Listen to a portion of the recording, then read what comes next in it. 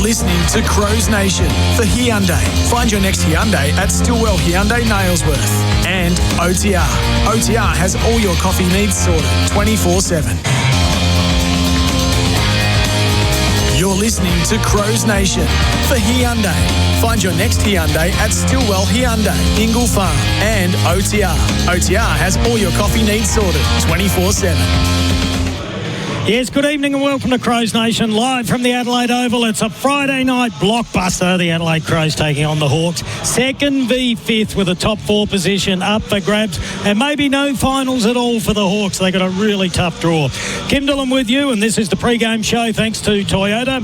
Land Cruiser drives us home. Oh, what a feeling, Toyota. Joining me in commentary tonight, former North Adelaide star, co-host of Sports Day SA, along with Malcolm Blight, is David Wildy.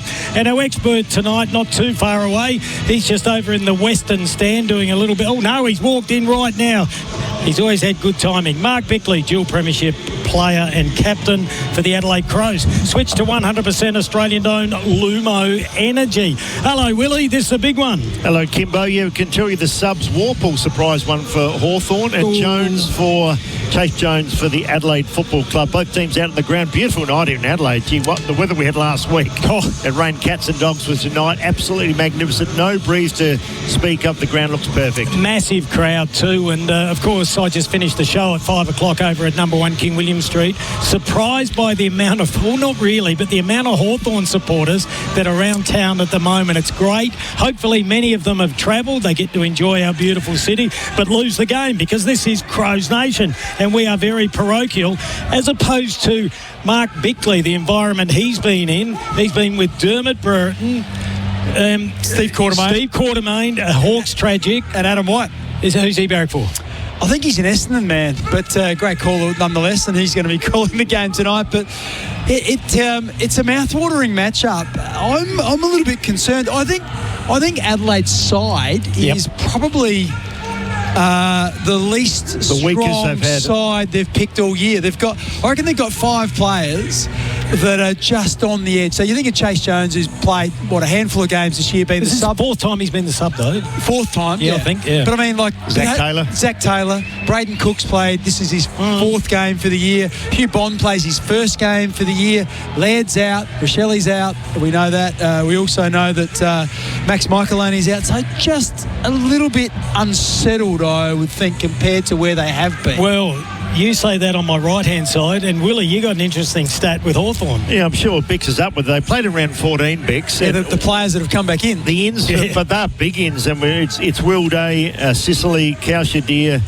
Scrimshaw and Mitch Lewis. They are all first graders, so teams are vastly different. Rochelle played also last time. And the only one really out of the 6 different players that Adelaide have got playing is James Peatling's the only sort of first 20 player that Adelaide have got coming back in compared to those 5 you mentioned. Well, this is interesting. We'll get the selections very shortly. Mark Bickley here, thanks to Lumo Energy. I said in the opening, it's a monster game. Top 2 position, top 4 and top 8. Let's not forget, if we look at the draw of the Hawks, we're talking about a top 4 match tonight, but the Hawks can still miss out on the top 8. Well, particularly with last night's result. You know, the Bulldogs now, their percentage is outstanding. They've really got the big game. The last game of the year they play Fremantle, but other than that, I think their next 2 games they play Melbourne and maybe West Coast. So they're going to win the next 2 games, and then it's probably going to come down to, can they beat Fremantle at Marvel Stadium? Last game. And then if Hawthorn lose tonight, they play Collingwood next week, they could lose that game. Then they play Brisbane in Brisbane. So they could, all of a sudden, they find themselves a candidate for finishing. Have you done the worst case scenario for Adelaide? Not really. I think probably the worst case scenario for Adelaide is they lose tonight and they lose to Collingwood. They'll beat the West Coast Eagles of North Melbourne. So they'll still finish second, probably. Well, I still think it puts them in the top 4. I think depending on what happens with the other games, can Brisbane push back up? Can Brisbane beat Collingwood tomorrow night, and then they beat Hawthorn, and then they finish in the top 2? So there's so many permutations. And the other game, Bix, is Giants play the Gold Coast. If the Giants lose, their percentage is really bad too. So Bulldogs could catch up with them. Well, the Giants lost 7% last night alone. So that's it's like a loss and a half, wasn't it? Really, with that loss of percentage. Hey, Bix, you spoke about Rory Laird. Bumped into him. He's just 2 boxes down from us with his lovely partner Elle. And as you know, he's a regular on our show. You're probably across it. I was a bit worried there might have been a little injury we don't know about, but he said this was a planned rest and he's okay. You know, obviously you like to play every week, but he says no, this is all good to go. If that is the case, I'm a little bit. I'm school. I'm scratching my head. Why this one? Well, because you got 2 games where you play, for want of a better team, 2 spud teams in West Coast and North Melbourne. Yep. Why would you rest your best small defender where they've got a team that's got great small forwards? And it could be pivotal in finishing in the top 2. And Michael Annie's out too. And I'm scratching my head with that if that is the case. And I'm with you there, Bix. And Willie saw me. I pulled him aside and I said, look, I think you can trust me. Is there something wrong? We've known each other a long time. And he said, no, definitely no injuries. I said, are you a little bit grumpy? He said, no, honestly. He said it was a planned little break.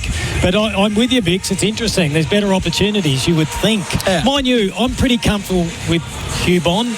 I would hate to be standing in. He doesn't win the footy like Lairdy, but gee, if he's got the job on the Wizard, and when the Wizard goes into the midfield, then he rolls over to Guinea. Yeah, but the only thing I'd say to that is I love Hugh Bond as well. He's a competitor. Yep. But guess what?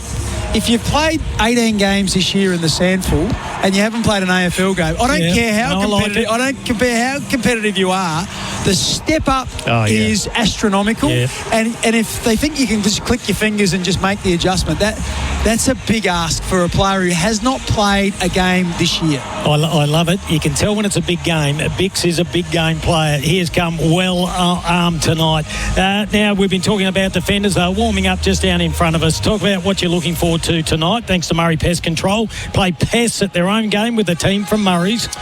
I think it's going to be really interesting what happens with Josh Worrell tonight. We mentioned we were on SEN Victoria, and we spoke AFL with Nation, Adrian Hickmott, who is the forward coach. Gone with and the way that he was talking was basically he spoke about making sure that the Adelaide intercept defenders aren't taking marks, and that's part of the reason why they picked so many players who can fly. I also think that Jack Gunston, who's a very smart player, and I know he's done this role before, where I think if they can manufacture Gunston on Worrell, you'll see Gunston leading to parts of the ground where the ball is most likely not going to go, to take Worrell away from where the play is. He's done it against Darcy Moore. He did it against McGovern earlier in the year. And what happens then is you have 2 choices. If you're Josh Worrell, you say, piss off, Jack, I'll just go where the footy is. And then Gunston ends up on the goal line on his own and kicking goals. And then that becomes problematic. There might be a bit of cat and mouse. Or the other thing that may happen is... if that did happen, would you put Nick Murray on Gunston then? Because then they wouldn't want to do that with Calciatio. But then what happens is then Gunston nicks off up the ground and plays a different role, because you then have the upper hand. I think what's going to be interesting, Brodie Smith, I think, may end up on Jack Gunston at some stage because of the fact they've got Chol. It's not a bad matchup. I don't know. Keen on Chol. Lewis is maybe Worrell, and then you've got the third tall in Deer who maybe gets Murray. I'm getting all these visions of a one-on-one with Gunston and Smith, and I'm not getting a good feeling if they're bodying each other. Particularly when it's in the goal square as well. Because that's the thing. I'm not liking that. Jack Gunston will take Brodie Smith as far away from... Did you see who won it, boys? No, I didn't. Sorry, Dawes was in there. Neither did Miles Bergman last week. Just repeating, we're down in the River Torrens stand, down the southern end. We're calling from here. We'll tell you which way they're kicking. I think Hawthorn are going to the northern, and I think I saw Sicily pointing that way. So the scoreboard end. All right, let's have a look at the big moments for today. Thanks to Budget Car Rental. Get on the road faster. Call 13 27 27. What's going to be a big moment today? What are you looking for? Well, I'm really keen to see what happens with Connor Nash and the skipper Jordan Dawson. I think one of the reasons why they brought Chol back in and played that extra forward is because Nash had been the second ruckman. Nash can't tag Dawson if he's the second ruckman, and also they're worried if they decided to play Cal Shadir as the second ruck, that someone like Philthorpe would really get hold of him when he goes in there. So that's why I think they've played an extra tall. What about hot and cold players? Who are you looking out for today? Thanks to Panasonic Air Conditioning. Panasonic Comfort Cloud. Set your air conditioning from your phone. Can I go for an easy one? Yep. I reckon Isaac Rankin will be hot. He doesn't have great form against Hawthorn. He is due.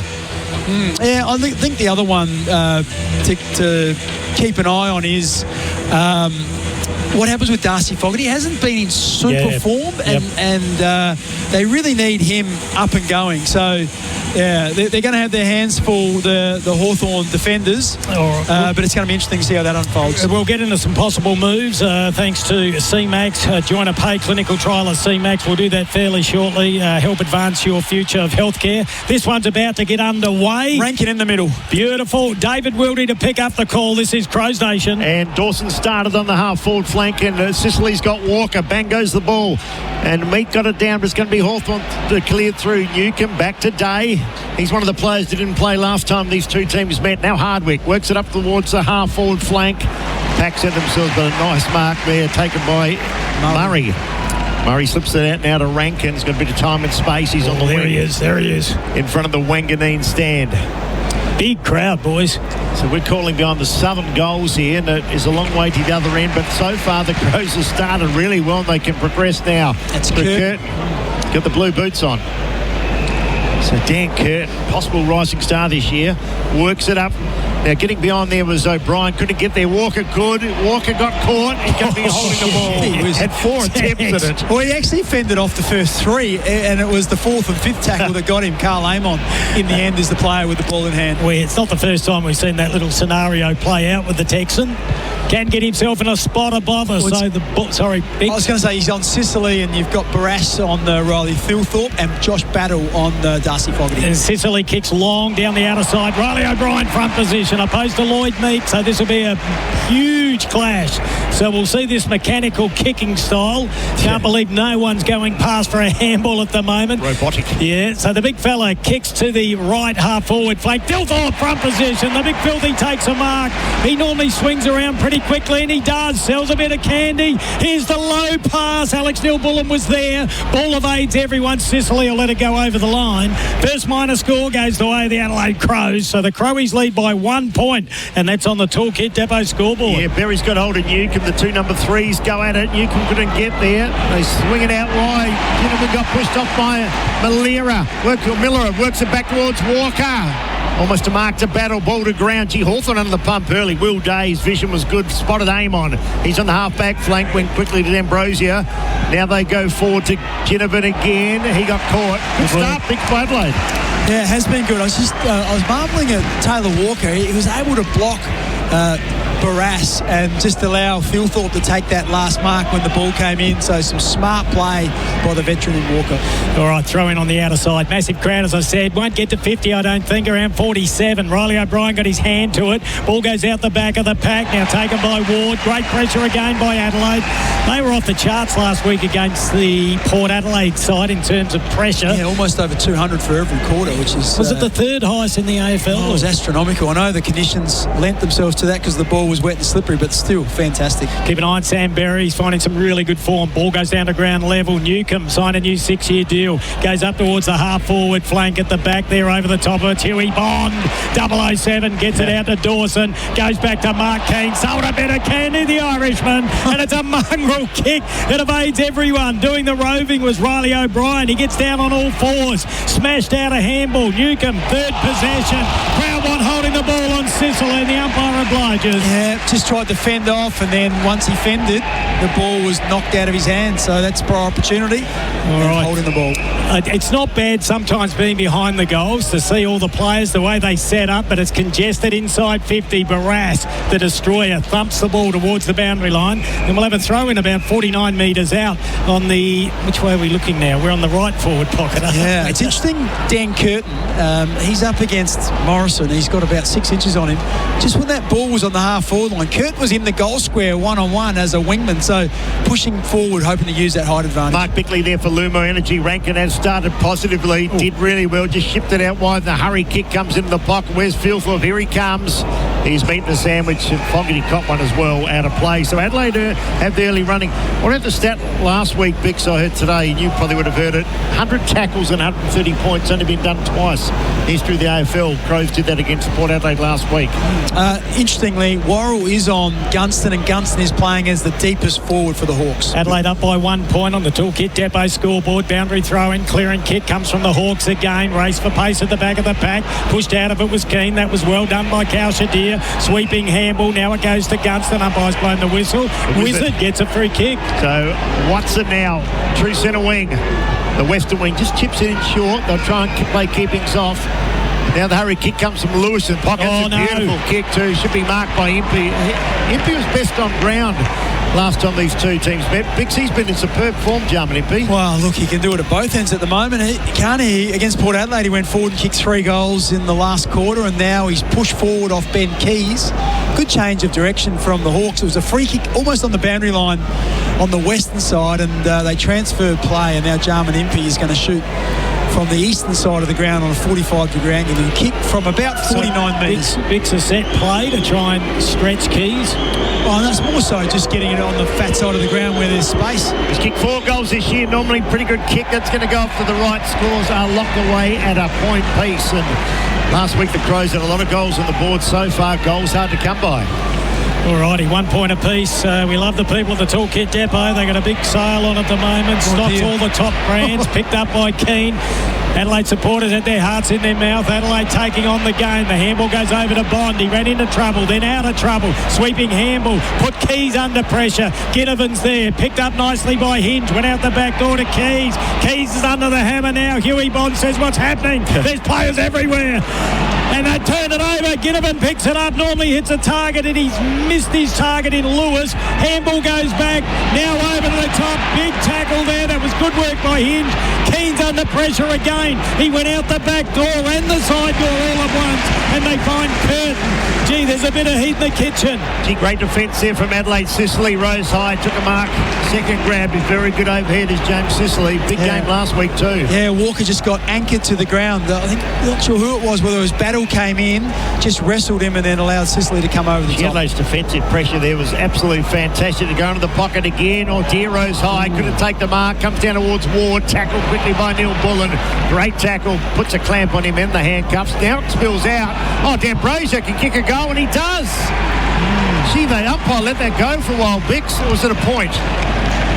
Oh, it's a free kick to Adelaide. Maybe holding the ball. A bit lucky there as Alex Neil-Bullen, deep in defence from his half-forward flank, will take the free kick. We're here thanks to Stillwell Hyundai at Ingle Farm. We're out there during the week. Wonderful dealership. Not the best kick by Alex Neil-Bullen, looking for Saligo, who racked up 37 disposals last week, 24 in the second half. So we got to throw in on the members' half-forward flank, northern end of the Adelaide Oval. This is Crows Nation, and the scoreboard reads 1 point apiece. Riley O'Brien took it out of the ruck. Quick hands. Got it over towards Cumming. Back into the side. Went only as far as Ambrosio. Long kick. Big mark by Mark Keane. Just growing as a footballer. Week by week, the Irishman. Short little pass. And he's not shy. He backs himself in. He's had a fantastic year. Really has. Miller now to Riley O'Brien. Another one's had a big year. So Riley O'Brien, he cuts off a nice pass, and in the end it was good to rank and waited for the man to come. Coming 100 gamer. Now to Berry. Berry now kicks in the pocket. Getting back is Sicily and Keys. Keys just got lost in position. Picks it up. Surrounded by Hawks. And Battle threw it out of bounds. Is it deliberate? They give them the benefit of the doubt. Adelaide can reset. Vic's about 30 up from goal. Yeah, Keys, he just didn't know how to take the hanger, did he? Well, no, what he was trying to do, he's trying to jump and force Sicily to make front-on contact, but Sicily just too clever. Gee, it's right in front of us here at Southern End. Not a bad start. Goals really hard to come by. Ball to ground. Nash couldn't take it. He's opposed to Dawson. Look at Ward go away. The left foot is not a great kick. Hawks have the numbers there. They try and get rid of it. D'Ambrosio threw it on the boot. Might come back with a bit of interest. Keane again. He's everywhere now to Bond. To Murray.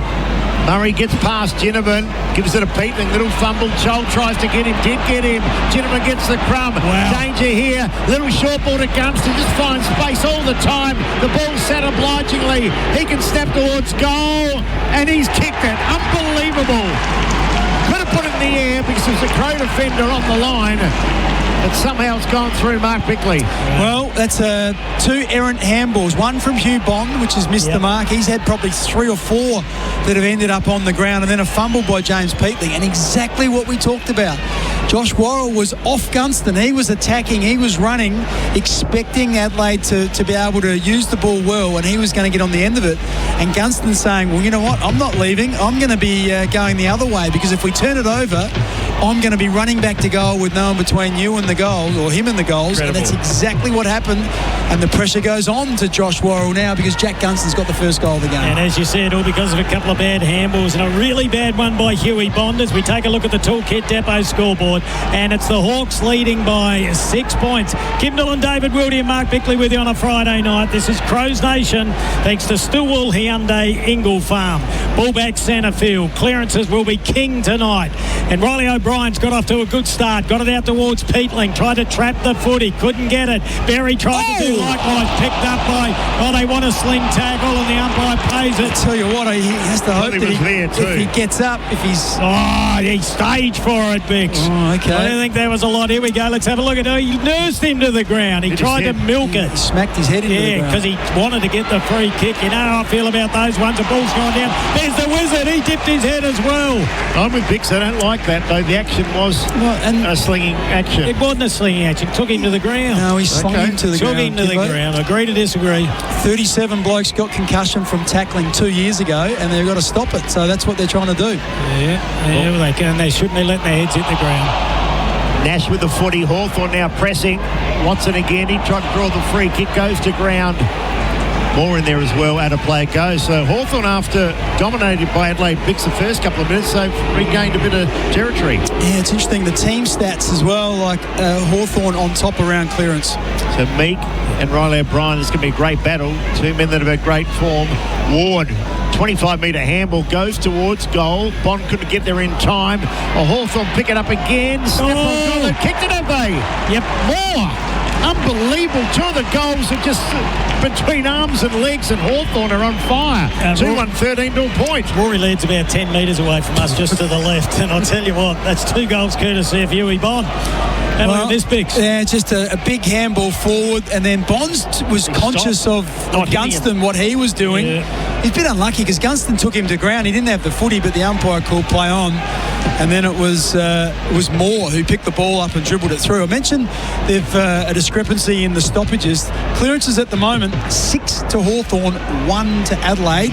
Centre clearances, 2-zip Hawthorn. Oh, long way to go, but won't the commentary change a little bit about Adelaide?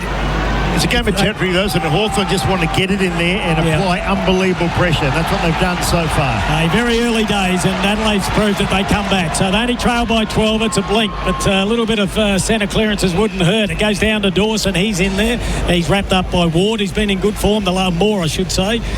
He's been in good form, both of them, the last month. And it goes down to Moore again. Well, it's interesting, isn't it, how Rankin started in there for the first couple. Now he's out. Let's get the skipper in, get the Rolls Royce in there. Meek and Riley O'Brien, I think Big Rob got the tap. It comes down towards Keys. He's wrapped up in a tackle. Doesn't try and get rid of it. And they say holding the ball. Yeah, you just can't hold it under the arm, can you? Well, that's all you have to do is make an attempt is what the umpires are looking for. And obviously you're trying to hold it in and get another stoppage, but... Wildy, their Rolls Royce now to aim on spearing, kick up forward. Crows need to be good here, but I'll tell you what, the Hawks are good. Guess who? Gunston's got another one. They are on fire. Jack's got 2, 47 for the year. And all their goals have come from snaps. And it's on behind play. And Mark Bickley called this in the pre-game. That's why he's our expert, thanks to Lumo Energy, 100% Australian-owned. It was like you'd already seen the movie, Bix. Yeah, well, he's on Worrell, and Worrell, you know, wants to attack and win the footy. That was just a pure one-on-one contest, and Gunston was able to use his strength, pushed off, won the ball, then turned onto his left and snapped it. He's got 2. The Hawks have got 3. He must love playing against Adelaide. Jack Gunston, he kicked half a dozen. I think it might have been last year or something. Bix, I thought his career was gone 2 years ago. It's been unbelievable return to form, and he's a massive part of their forward line now. And lost that clearance again in the middle of the ground. Looks slow and out of sorts up at Brisbane, but remarkable. It's got shades of Texie Walker about it about 4 or 5 years ago. Good on him. a 18-point lead. This has got a touch of last night's game about it. I hope not, though. Crows Nation, ball back centre field. Over the top, Saligo looking for maybe one of his first touches. We'll go through the stats a little bit later thanks to Lodex Equipment Hire. Adelaide not winning too much of the footy, though. Umpire letting it go. Big Mabsy had it. That's Joel.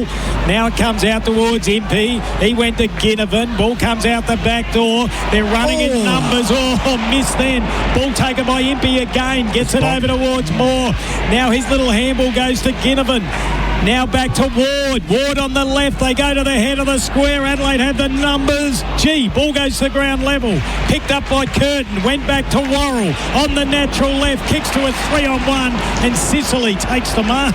Not good signs, Bix. Well, no, Josh, Hugh Bond. Yeah, just again. a missed tackle was diabolical, and then the ball goes in, and then Worrell panics with the kick and kicks it straight to a nest of Hawks. Well, as we said, Hawthorn have got 6 very good players in that didn't play a few weeks ago against Adelaide. So Sicily, a spearing ball towards the head of the square. Up goes Joel. Second attempt couldn't mark it. Ball comes to ground. Adelaide under enormous pressure.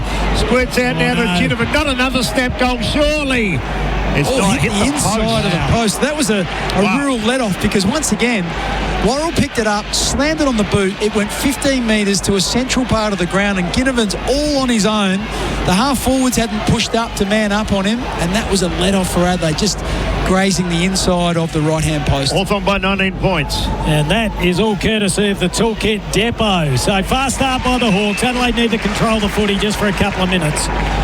So that's one pass. You can make it 2. Thilthorpe gets it. He goes short. The mark's taken by Saligo. The trouble with Adelaide, their 3 leading possession winners are Mark Keane, Hugh Bond and Riley O'Brien. So that's not what you want, all thanks to Lodex Equipment Hire. Yeah, it tells us something. All right, what's this, number 3 or number 4 possession? Well, the mark was dropped by Keane. Can they hit another target?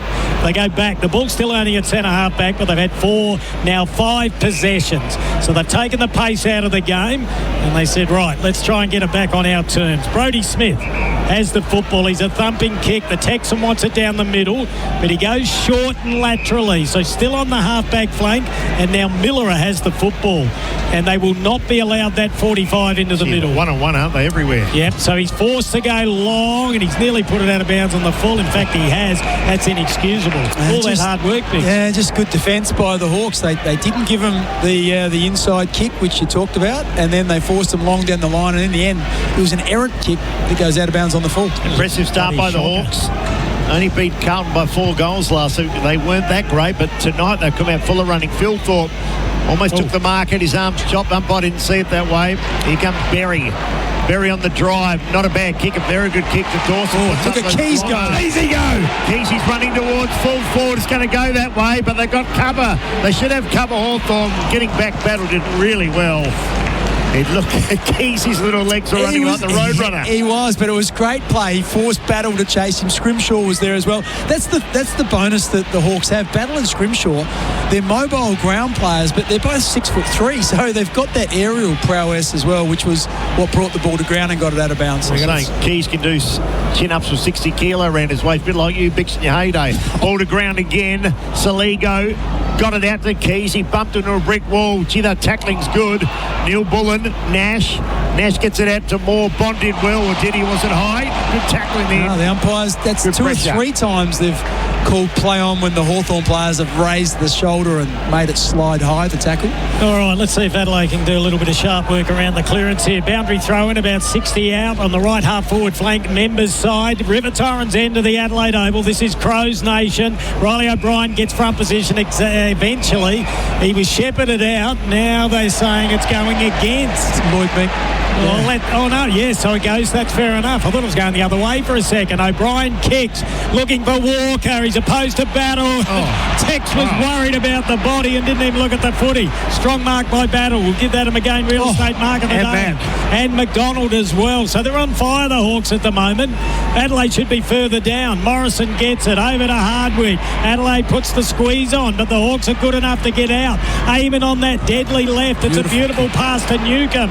Newcomb's had a hot start around his body. The kick wasn't great. Murray's fallen over. He wants to be careful. Too high. Oh, that was lucky. that was lucky. So Adelaide, a little bit of a let-off out in the front of the old scoreboard where they trail by 19 points. Well, you can see what the Hawks are trying to do. They're trying to move it really quick before Adelaide can get their numbers back and get set in defence. Almost a mark. It is a mark to Walker. Plays on quickly, got dragged down, and they force the error. Didn't do that well, Hawthorn. Won't be lack of intent, surely. That was just a big tackle on Taylor Walker. Awful kick, though, by the Texans. Didn't realise the heat was coming, did he? He took the mark, stepped aside, and went to deliver it long and just got tackled as he was delivering. Hawthorn could have been 4 goals. Jack Ginnivan hit the post, as Bick said, on the inside of the post. So they've surprised Adelaide early. They're sharp. Last time they came here, Port Adelaide kicked 12 goals to 2 to half time. Won't be that today, you'd think. Oh, could have been a free kick to the Crows. Nothing doing. Sicily kept it in. What's he going to do? Biding his time. It's normally a beautiful kick, and he exits it 15 metres down the line. Oh. Great mark there, Curtin. This mate's going to be a superstar. Yep. Just the aerial was phenomenal, wasn't it? Plays on quickly. He's going to go for home. He will land in the square. Sicily can get a jump at it. Walker! But once again, the Hawthorn defence, they raffled that one. 3 of them, wasn't there? Scrimshaw or Battle, and then Sicily was jumping at it as well. Yeah, and the Texan coming 3 deep did not impact on the contest at all. So Scrimshaw with the footy. He's a left footer and he's a good player. Drives it outside the danger zone. It comes back in nearly, though. Taken by Eamon. Now Morrison kicks around his body. Got good meterage on that. Good use of the body by Worrell. Couldn't take the footy. Recovered nicely, but he spat it up to McDonald. I think they might be out now. Great tackle there. Brilliant tackle by Brodie Smith. McDonald gets it again. Crowd holding the ball again. Umpire says play on. Now Smith gets it. And Adelaide's been penalised. And the crowd's filthy. And maybe that's what Adelaide needs. The crowd gets involved, and you can hear it all live on SEN Sync. That was, what was that, Vic? Holding on. Yeah, but was it? Well, when he tackled and the ball got dislodged, but then he held on for about 5 seconds after. Mark Bickley, exclusive to SEN. He's our expert, thanks to Lumo Energy. Sicily starting to rack him up. Long kick into the pocket. Here they come again. Gunson's in top form. Couldn't take the mark, but they pick up the crumb. Nash gets away momentarily. Hamble came from Moore. Here's Watson, and he kicked it. They are on fire, the Hawks. They've got 4 goals. Adelaide haven't got 1. And every time the ball hits the ground, Bickley are so dangerous in their forward line. Well, here's us worried about the picking 4 tools and are they going to have a presence on the ground? Well, that one there, Gunston nearly marked it. Murray got the ball to ground, but then it was Dillon Moore that got it to Nick Watson. I'm not sure who was on Watson because he had all the space in the world. And this is the issue, isn't it? No Michaelani, no Laird. All of a sudden, Nick Watson's having a party. Just want to come back to what Bick said before the game, and I agree. We've got Rory Laird sitting in a box. You spoke to him, Kimbo. He said, I'm fine. It's just a rest, which is planned. But as Bick said, you can rest next week against the side down the bottom. They need Rory Laird. They need the experience. Bit of talent 10 metres away from us. Josh Rochelli's in there as well. Well, they could do with him too. Well, this has got a taste of the last quarter against Geelong when Adelaide led by 20 or 25 points earlier in the year. They're in a disarray. This will be good. They're being challenged. Let's see what they got in the kit bag. Ball back centre field. Need a clean clearance out of the centre. And Riley O'Brien's doing all the work. He's keeping him remotely in it. Taken by Fogarty. That was good. Handball goes over to Rankin. Surely he doesn't miss, but he does. We're right behind it. Oh, that's a good result in the end. It goes out of bounds in the left forward pocket, but that's an awful kick, Biggs. Well, the clearance was better. O'Brien gets it out. Fogarty leads his man to the footy, and there goes Isaac Rankin speeding past. He gives him a little handball. He breaks the 50, steadies, and then kicks it out of bounds. All right, so Berry's there. Rankin tries to get on his bike. Riley O'Brien won it, tried to give it to Thilthorpe. He tapped it straight down the day, though. Kick goes up high underneath it. Peatling didn't take the mark. He dropped and he left the ball behind him. Picked up by D'Ambrosio. D'Ambrosio cuts in board. A beautiful kick. Finds Mitch Lewis. Another one of their big ins recently. And a 50. Oh, which one? It's on Wayne Miller because he was standing. He meant to stand at the mark. He's going to give away another one if he doesn't get out the way. He's got to be careful here. He might. Now he's saying get out the way. And what happened? A player ran past. So Miller ran past with the player and had already been told to stand. So everything that went right last week hasn't for Adelaide and Hawthorn. They've won their last 5 out of 6 here by an average margin of 31 points. So Lewis now into the pocket. Short kick, cut-off kick. No one could take the mark. Adelaide was big Riley O'Brien. He's everywhere. Left. Did really well. Day couldn't get to it. Thilthorpe could. Good wheels into Fogarty. Handball was smothered trying to break through there. Saligo got caught. Gee, that tackling pressure's good, Bix. 7 for Riley O'Brien. I'm not sure if that's updated, Bix. I think it might be 7. Those stats thanks to Lodex Equipment Hire. There's a lot of players that haven't had any touches. Zach Taylor, Braden Cook, James Peatling, Jake Saligo's had 1, Taylor Walker 1. There goes Day again. Day to aim on. Day's had 8. Wow. Now to D'Ambrosio. Been really good draws. The player to Wimpy. This guy is so dangerous. He knows the ground well. Wasn't a great kick. Poor kick in the end. Gave Joel no chance. Well done, Willie. You put the kiss of death on him. The commentator's curse. Adelaide need a goal. That's stating the obvious. Can't concede another one. And this is the point again we made. Mark Keane's had 9. Riley O'Brien 7. Hugh Bond 6. All those players, none of them are their good ball users, and they've been problematic with ball in hand. Adelaide down by 25 points. That's on the Toolkit Depot scoreboard. And the ball on the half-forward flank, members side, northern end, taken by Newcomb. He's had a bit of it as well. He goes to the pocket. Great diving mark by Mabwan Chol. And he's a pretty good kick, but he's a left footer. He's on the wrong side for a left footer, and I'd say he has the most laconic kicking style in the game. Bix, the other thing with the tall forwards, Chol's very mobile, so is Kaushadir. Yeah. They're not slugs. And Gunston, for that matter. Gunston may be a bit slower in pace, but he's got a very, very fast mind. It's just been the kicking so far. They've been able to kick the ball off the line and not kick it to where everyone's expecting it to go. That one there, Newcomb was running in one direction and then dragged it back almost a 45-degree angle to his left to get it out in front of Chol. Chol has kicked 32 goals for the season. He's had a bit of a breakout year. He comes straight back into the side. He kicks from 45. Loves it. Oh, he loves it. He is a beautiful kick. What a relaxed kicking style. Boys, the margin's out to 31 points on the Toolkit Depot. Stocks all the top trade brands. Scoreboard. Well, it's just been phenomenal, isn't it? Adelaide are just... It's been the opposite of what we've come to expect. They haven't been able to get their hands on the footy around stoppage. We've hardly called Saligo. We've hardly called Dawson. Peatling hasn't touched it. So that's an issue for them.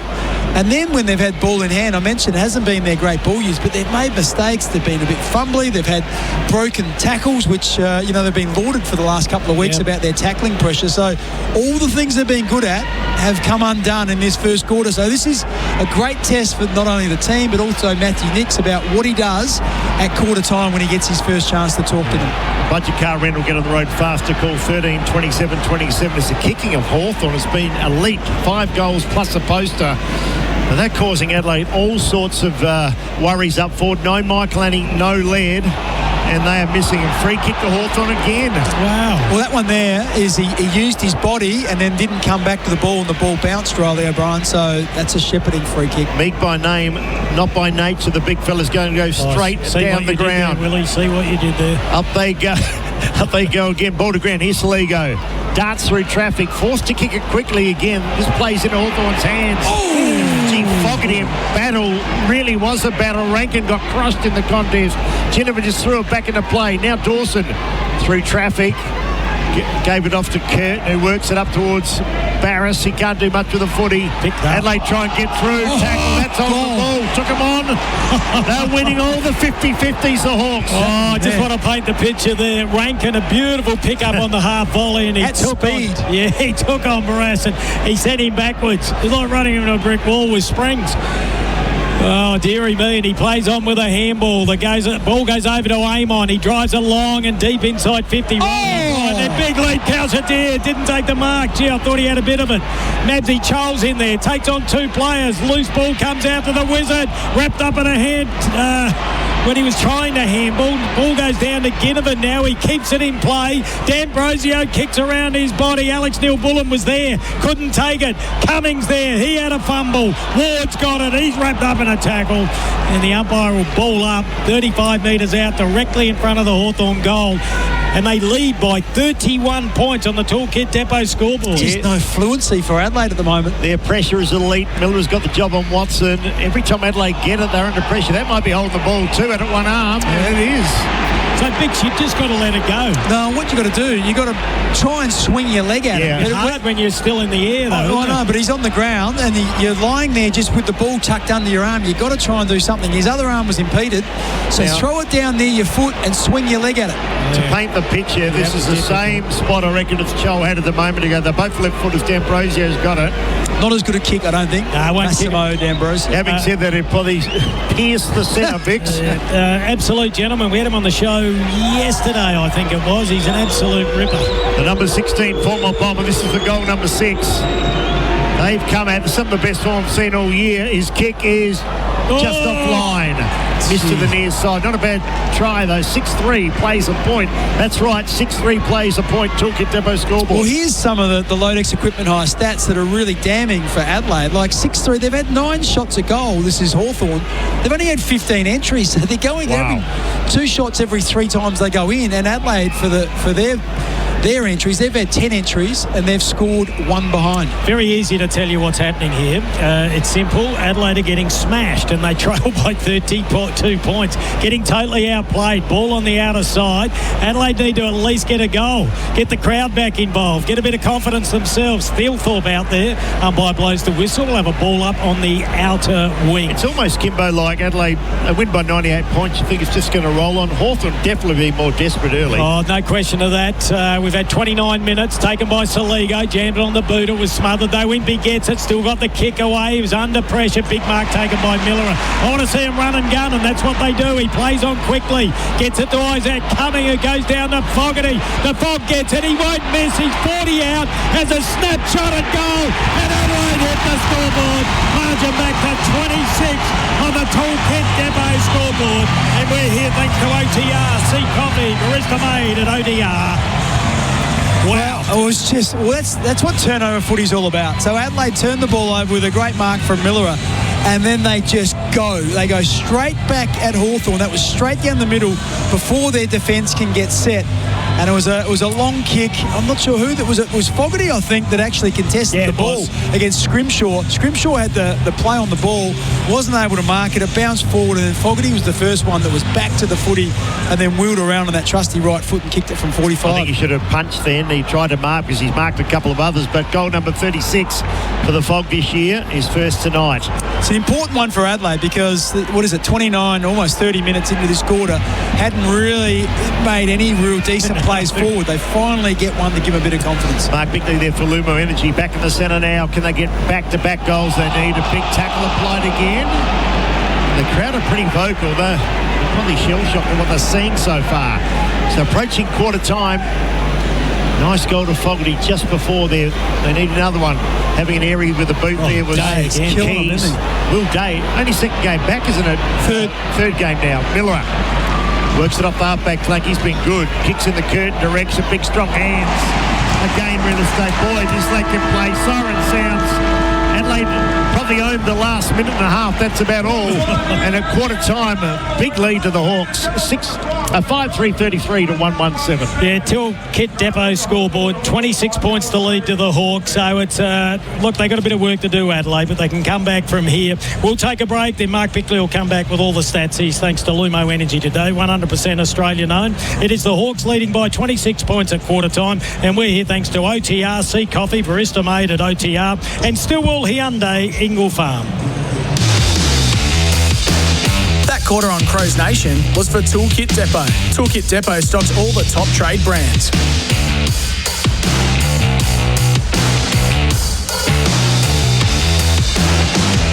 The Big Arch has arrived at Macca's. 2 100% Aussie beef patties, 3 layers of cheese and tangy Big Arch sauce. It's big. New Big Arch for big Macca's hunger. Available after 10:30am. It's never been more important to buy Australian than right now. Our local manufacturers and growers produce world-class products known for their quality, safety and reliability, all while generating local jobs, supporting our communities and helping Australian families now and into the future. So look for the trusted green and gold kangaroo logo. Buy Australian now. Visit australianmade.com.au. It's Tyre Power's Power Up Sale, which means you can power your savings to the next level with a new set of Pirelli Cincherato Rosso tyres from Tyre Power. Right now, you can buy 3 and get 1 free on Pirelli Cincherato Rosso SUV and passenger car tyres. Buy 3 and get 1 free on Pirelli Cincherato Rosso tyres and level up your road safety game at Tyre Power. Visit tyrepower.com.au or call 13 21 91 for your local independent owner. Ozito brushless home and garden power tools are built to work. Tough isn't something you just claim. It's something you prove. It's about handling the hard, repetitive stuff without giving up. Testing what you're made of and what you're working with. When it comes to doing tough jobs around the home, do it yourself. Ozito brushless power tools. Do you? Only at Bunnings Warehouse.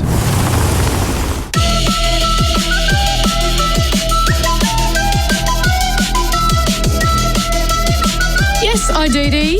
Loud and proud. Turn it up.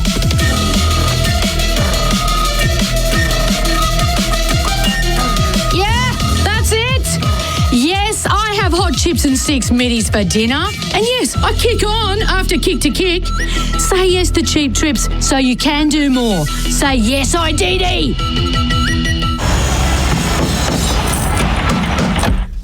Knocking off early, are we? We know being on the tools since sunup ain't easy. At least you with CBus.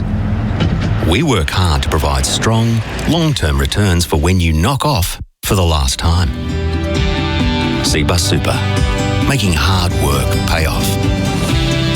Past performance is not a reliable indicator of future performance. Read the PDS and TND to decide if CBus is right for you.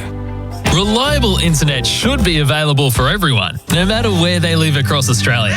So if you're living in regional or remote areas and are looking for a reliable provider of internet services without the hassles, talk to Activate Me. Proudly Victorian owned and operated, they understand what remote really means and can get you connected with a monthly contract and plan to suit you. For great price internet, no matter where you live, call 13 22 88 or search Activate Me to get connected today. Need reliable traffic control? M1 Traffic Control Geelong has you covered 24/7 with compliant, efficient and professional service. Safety is the #1 priority for both road users and workers themselves. No job is too big or too small, and they're currently hiring local talent within the Geelong, Darwin Southwest region to ensure your job is locally sourced. Email recruitment@m1trafficcontrol.com.au or visit m1tl.com.au. M1 Traffic Control, keeping Geelong moving safely. Love your home more with Beaumont's. Laminate water-resistant floors from just $31.95. Hybrid only $29.95 per square metre. Great floors, great prices. Plus, we'll help with installation. Participating stores only.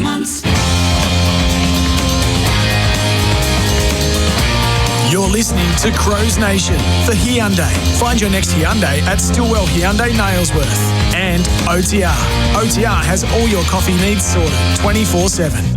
Gentleman gets the crumb. Wow. Danger here. Little short ball to Gunston. Just finds space all the time. The ball's set obligingly. He can step towards goal. And he's kicked it. Unbelievable. Hawthorn pick it up again. Step on goal. They've kicked it, have they? Yep. More. I'll tell you what, the Hawks are good. Guess who? Gunston's got another one. They are on fire. Jack's got 2. Hamble came from Moore. Here's Watson and he kicked it. They are on fire, the Hawks. They've got 4 goals. Adelaide haven't got 1. Gets it to Isaac. Cumming, it goes down to Fogarty. The Fog gets it. He won't miss. He's 40 out. Has a snapshot at goal. And Adelaide hit the scoreboard. Margin back to 26. Just some of the highlights from the first term there, and they needed that goal from the Fog, I tell you. The margin, 26 points. We're back from our Sea Coffee break, thanks to OTR. OTR has all your coffee deals sorted 24/7. Kim Dillon, David Wildy and Mark Bickley with you. He's our Lumo Energy 100% Australian-owned expert. Bix, a few stats thanks to Latex Equipment Hire. Yeah, let's have a look at some of the leading disposal winners on the ground. Carl Amon's had 9. D'Ambrosio's had 9, Will Day 9, so there's 3 of their best ball users. For Adelaide, it's Mark Keane with 9, so he's had a whole stack of footy down back. Dan Curtin's had 7, but he's going at 42% efficiency. Riley O'Brien's had 7, and Hugh Bond's had 6, and he's going at 60% efficiency. So some of the best, highest ball users for Adelaide have had the lowest efficiency, which isn't great. Beautifully done, Bix. That's all thanks to Lodex Equipment High, your partner to grow. David Wildy to get the second quarter underway. Adelaide by 26. This game's far from over, though. Adelaide did get a late goal. Could be a free kick to start with. Now they go forward through Berry. Emerges out of the centre. A long kick to full forward. Packs at themselves, but it's Sicily. Nice grab. He's back to his best form, Sicily, after he is having a few niggling injuries this year. Good player too. Always likes a long sleever. Bet your Bix never wore long sleeves. Never. Sicily towards Chol. Keane from behind. Good fist too. Prominent fist. Got it down to Keane. Just Keane's had a few little fumbles today, but Keys, I should say, and he's been outstanding. So Keane and Keys combined, but the ball goes out of play. Would have been a wise move, the long sleeve, for some protection for you, Bix. A little bit freckly. Yeah, not when it's pouring with rain or it's 3 degrees. Not much sun damage danger. Ball to get thrown in about 55 from the Adelaide goal. On the outer side by the old scoreboard. Taken by D'Ambrosio. Went back to Impey. Did a check side but hit it in the guts and it goes out of bounds on the full. And sometimes just a little error like that can turn the flow of the game. So let's see if Adelaide can capitalise. But you called it early, Bix. The defence of Hawthorn, gee, they're combining really well at the moment. Yeah, just Adelaide haven't been able to get much quick ball movement. The one time they got it in quick before the defence got set, they actually kicked the goal, but most of the movement's been slow and predictable. Yep, they've had to go right to the outer side of the ground. They went backwards. Now they've gone back to the members, and the mark's been taken by Huey Bond. So he's getting a bit of it, but he's had a few kicked on him. He puts it inside 50. Pushed out of it was Walker. Fogarty nearly had it, and likewise Rankin, but the ball goes out of play. Left forward pocket. We'll have a throw in. About 30 metres away from the Adelaide goal, northern end of the Adelaide Oval. Yeah. This is Crows Nation. Another slow entry and directly down the line. They've got to shift it off the line. A couple of times Hawthorn had the ball at 60 metres and they ran sideways and got it to the fat side out where the space was. I've lost the last 2 here, but both to Port Adelaide. One in the final. Here's an opportunity now. The hurry kick from Neil Bullen to the pocket of Walker. Oh, what did he do? Sicily collided. Keys back towards Walker. Here's Taylor Walker. Magic needed. Not even Taylor kicked that goal. It's gone across the face. At least in the last few minutes of the game, they've had a bit of ball, the Adelaide Crows. Yeah, a couple of shots on goal. That was great contest by Walker. Both, I'm not sure, is there a free kick for anyone there? They both locked arms, didn't they? Yeah. And I think just the way the modern footy's played now, you're worried about what damage you might do to the oncoming traffic. They both hesitated. Amon brings it back into play, kicks long, and another big mark taken there by Dawson this time. That's McGain Real Estate Mark of the Day nomination. He lowers the eyes, he plays on quickly, and he finds Alex Neil-Bullen. Well, that's the difference, isn't it? Yep. Like, that's why you want the ball in his hands, is because he has got this piercing left foot that went about 1.5 metres off the ground. There were Hawthorn players everywhere, but instead of going long down the line to a big pack, he's found the player in a little pocket of space, Alex Neil-Bullen, who's going to kick from about 48 metres directly in front. 15 goals, 7 for the year. He's been a great recruit. He needs to convert here because they're not getting many chances, Adelaide. He has a shot from 45 out, almost directly in front. He's dragged it across the face of goal. Minor score. Margin reduces to 25 points on the Toolkit Depot scoreboard. Love their support. Yeah, last week they were going through those goals. Neil-Bullen has had a rich vein of form in the last month, but Hawthorn now, they've got a loose player at half back. How did he get on his own? Now they clear it to the wing. Amon set up in the end, but he's going to run out of space. And he's not happy. Through in the back of, was it Isaac Rank? No, Neil-Bullen. He went to, he missed him. Yeah, he missed him. And probably luckily. Sometimes they pay a free kick there, don't they? If they, and even he went to throw it at him and the ball bounced away. Yeah, the umpire had to run and get it. Could have been a time-wasting free, but nothing. So Riley O'Brien and Lloyd Meek go after the football. Congested areas between wing and half forward. It's been a brighter start in this quarter. Like Adelaide have had a bit more pressure on the footy. They've had 2 shots at goal, so can they put that ascendancy onto the scoreboard? Mark Bickley for Lumo Energy. Hurry kick comes out. Watson had an arm held. Miller, geez, quite strong. He ran into Chol, but he couldn't get past the clutches of Mobile Chol. So, Bix, I know they roll over each time, but Keane was on Chol. Chol's taking him up the ground. He was there. So every opportunity they're dragging Josh Worrell back to the goal square, getting him away from where the footy is. Yeah, and he's got the job on Mitch Lewis at the moment. The ball comes in that direction. Both of them fall down. The ball falls short. Now Keane takes it. Got a half a kick away. Got tackled and a high tackle. Gets the free kick. Let's see if we can get a switch happening here. But, they've been very good defensively tonight, the Hawks. So not a lot of opportunities, but he does go back and sideways. And he finds Miller, who does a beautiful kick out to the outer side. And the mark's been taken by Isaac Cummins, who plays on. This is better. He'd like to kick it to his mate Tex Walker, and he does, but it went over his head. And the ball clean bowls everyone. No, it stays in play. They concede ground and go back to Barris. He's under pressure. Gets a bit of purchase on it. Underneath it, Miller, use of the body was brilliant. Couldn't complete the mark, though. Ball goes to ground level. The Wizard went without it. That wasn't magical. Now D'Ambrosio has it. Thought about the left-handed handball. Couldn't do it. Intercepted. Little toe poke was good by Neil Bullen. It goes to the fog. He ran himself into trouble. They're under pressure again, Adelaide. Now taken by Bond. Out the back door to Cumming. Gee, they're working hard for a little return. And the ball goes out of play at the 50-metre line on the outer side, northern end of the Adelaide Oval. That was hard work to go about 30 metres. Someone there, I reckon. Yeah, they just can't find that fluency where they get a ball on body, because the pressure is what's bringing them undone. The Hawks are just all over at the moment. So it's not so much Adelaide, it's just what the Hawks are bringing. So 24 points the margin. Adelaide go forward through rank, and this will be a terrific kick. After the goals. He's got it anyway. He picked it up, he dropped it, he gathered it. Someone got to beat the ball. The game is changing, and it's changing quickly. So Dan Kurt, wasn't it? Right at the goal square. It was a sitter, Bix. It went in there, into his hands, out of his hands. They recovered quickly, and Adelaide get back-to-back goals. So just trying to explain it. It was good work by Rankin. He put it to the top of the square. Curtin was one-on-one, and his man slipped over. Phil Thorpe was, boys. Phil Thorpe dropped it, and then Phil Thorpe was the one.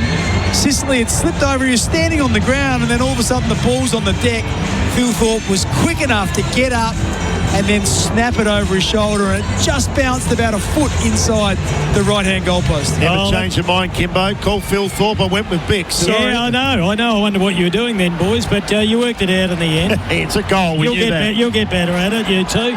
What do we got? 19 points the margin now? Yeah, they're coming.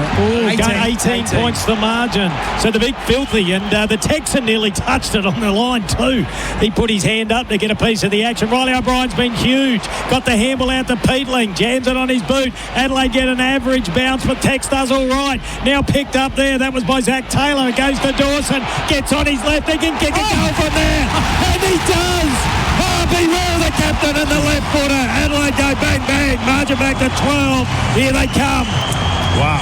How important is the centre clearance? You called Riley O'Brien. He did it really well. Got it to Peatling. They go forward, they got a contest, and then the ball just squirted out to the left. It was Peatling, as I said, got the ball forward. Just watching the replay now. Walker led Barras to the footy, tapped it out to Zach Taylor, who just put a deft hand to get it into Dawson's path, and he dodged around one, turned onto his left foot, and then kicked it, as he so often has this year, straight over the goal by Zach. Could win a Brownlow medal. If it wasn't a Nick Dacos, you'd think he'd have a real chance. So he's just starting to build, the skipper. And Noah Anderson, throw him in there. Yeah, this is where it up to his eyeballs. Crowd gets involved now. Got this ball game back to 12 points. Well, Adelaide's last 15 minutes have probably dominated the last couple of the first quarter, and certainly started the second. Hawthorn hardly had it in their forward line. All about the centre, as Bick said. Ball to ground again. This time Newcomb slips it over to Amon. Now they cut forward to Ward. What can Ward do? He's a thumping left foot kick. That's exactly where he goes. Gunston pushing and shoving. Worrell wanted the free kick. Will get it. Arm was held. So Gunston was trying to keep him out of the contest, but just grabbed him by the arm. So we had a good view of Worrell it. playing his 50th game. Could be All-Australian, Kimbo. You call that now? No, he's a beauty, and he's still got plenty of upside. And he's got some leg speed for a bloke that's 6'5". All right, short pass from Isaac Cumming. So Adelaide starting to control the footy. The skipper, Jordan Dorset, has it. Call head in a crisis. No crisis at the moment. They only trail by 12. 12 points on the Tool Kit Depot scoreboard. He drives long down the members' wing. Bit of push and shove there from Fogarty. Trying to crash his way through was Hardwick. And Rankin let him go over the line then. Bit of push and shove. Bit of slap and tickle. Starting to get a little bit of feeling in the game now. Just some of the stats inside 50s, 18 to the Hawks, 16 to Adelaide. So they've made up some ground there thanks to Lodex Equipment Hire. Love it. Your partners to grow. Ball thrown in on the outer side. Riley O'Brien's been huge. He's pulling down the pants of Lloyd Meek, who says, no, he's not. Oh, Meek's gone. Big tackle by Curtin, and they get the free kick, Adelaide. Next kick, all important. He's about 85 out, Willie. Can't just slam it down the line. He's got to look inside, get it to the open side of the ground. Going to be a big boy when he grows up then, Kurt. Kicks into the pocket. Riley O'Brien again. Jeez, he's had a good year. He's everywhere, Riley. A little bit of Western Bulldogs tactics here with getting the big ruckman up forward. Well, I'm just looking at it though. They're just going in long. So that last kick just goes into the pocket. There's 8 players flying for the ball. Your chances of plucking one out of that are remote, and even when it hits the ground, there's players everywhere. So as I said, just got to get it off the line. Got it jammed in there at the moment. That's where they want it. Bypassing the ball's Rankin. Hawthorn under pressure. Kick it back towards Hughes. Did really well. Hurry kick comes from Bonda. High kick into the pocket. They take a mark. Hawthorn content, I think, to thump it through just. I think keep it in. Keezy trying to keep it in. Keezy just got to love the way he plays. His energy levels are always high. Yeah, they are. He's infectious. Brick by brick. Adelaide just chipping away. 11 points. The deficit now. Ball on the outer side. Picked up Isaac Cumming. Very slick handball over to Soligo. He tries to jam it on the boot. Keeps it inside 50. A lot of push and shoving. Oh, and they said there was some pushing and shoving. Bit of a hold mix as well. Yeah, so Fogarty parked himself in front, and as the ball went to go over the back, he tried to turn around and compete, but he was just held on to. Not a lot in it, really. All right, the Fog, the best kick in the AFL. Are you happy with that? Well, I'll tell you what, this will test him because the man's standing the mark at 49. And he kicked 55 almost. Yeah, you got to clear the line, don't you? You've got a couple of big fellas standing on the line. Yeah, I'm with you. Not super confident. He's not super long. He's accurate. He kicked from 51. No, he's put it to the hot spot. Whether it was intentional or not, doesn't matter. Ball goes out of play, left forward pocket. Northern end of the Adelaide Oval. Good result for the Crowies.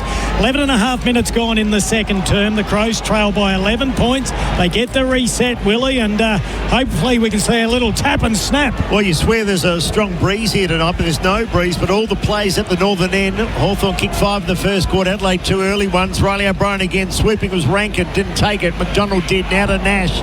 Nash back towards half-back flank. Dawson. He's so good overhead this time.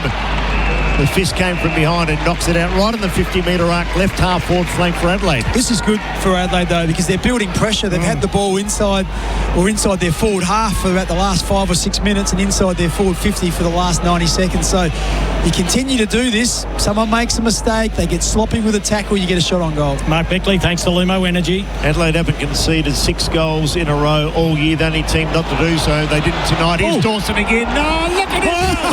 Jordan Dawson, you are a king. You're a star. He's got 2. The captain delivers in style. They can't stop him. Jordan Dawson, Adelaide now, you probably suggest a favourite. They're still behind, but they're riding a nice wave at the moment. Well, it was smart play. Everyone drew away from the contest. Normally, forward 50 stoppers, you've got players everywhere. But there was a big pocket of space, and Riley O'Brien, who's been very good, he just got a left-handed thump onto it, put it into the path of Dawson, and he only had to beat one player, and he did that, picked it up, snapped it on his left, and got it about, I reckon, 30 centimetres just inside the left-hand post. Alrighty, so we'll go back to centre field. We're here thanks to OTR. Sea Coffee, Barista made at OTR. 4 in a row, Kimbo. Yeah, and Stillwell, Hyundai, Ingle Farm. So what have we had? We've had the big filthy kick one, Dawson kick one.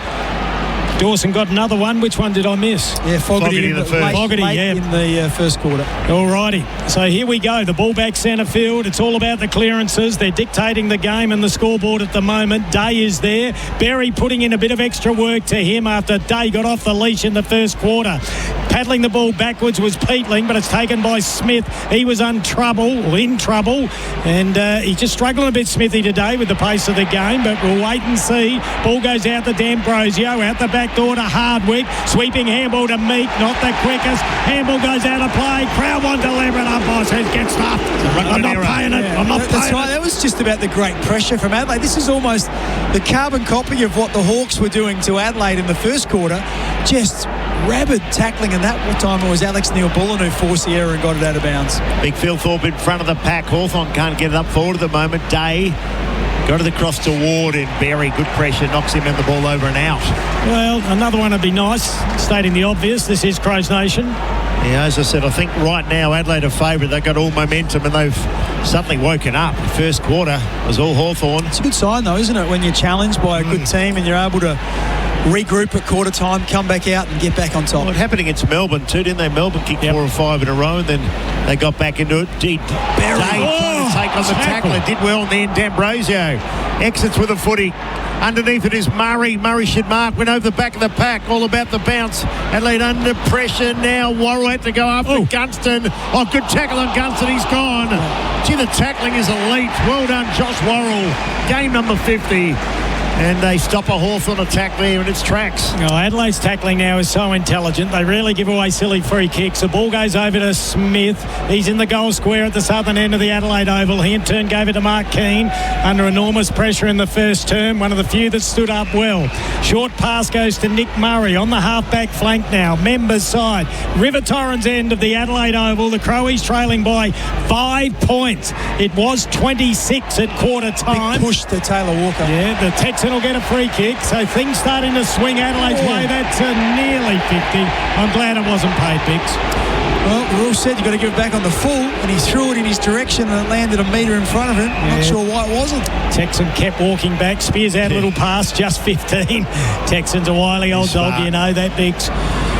Now Wayne Miller has the ball. He keeps it low. Looks for Philthorpe. Beautiful kick, and what a mark. That's a McGain real estate mark of the day.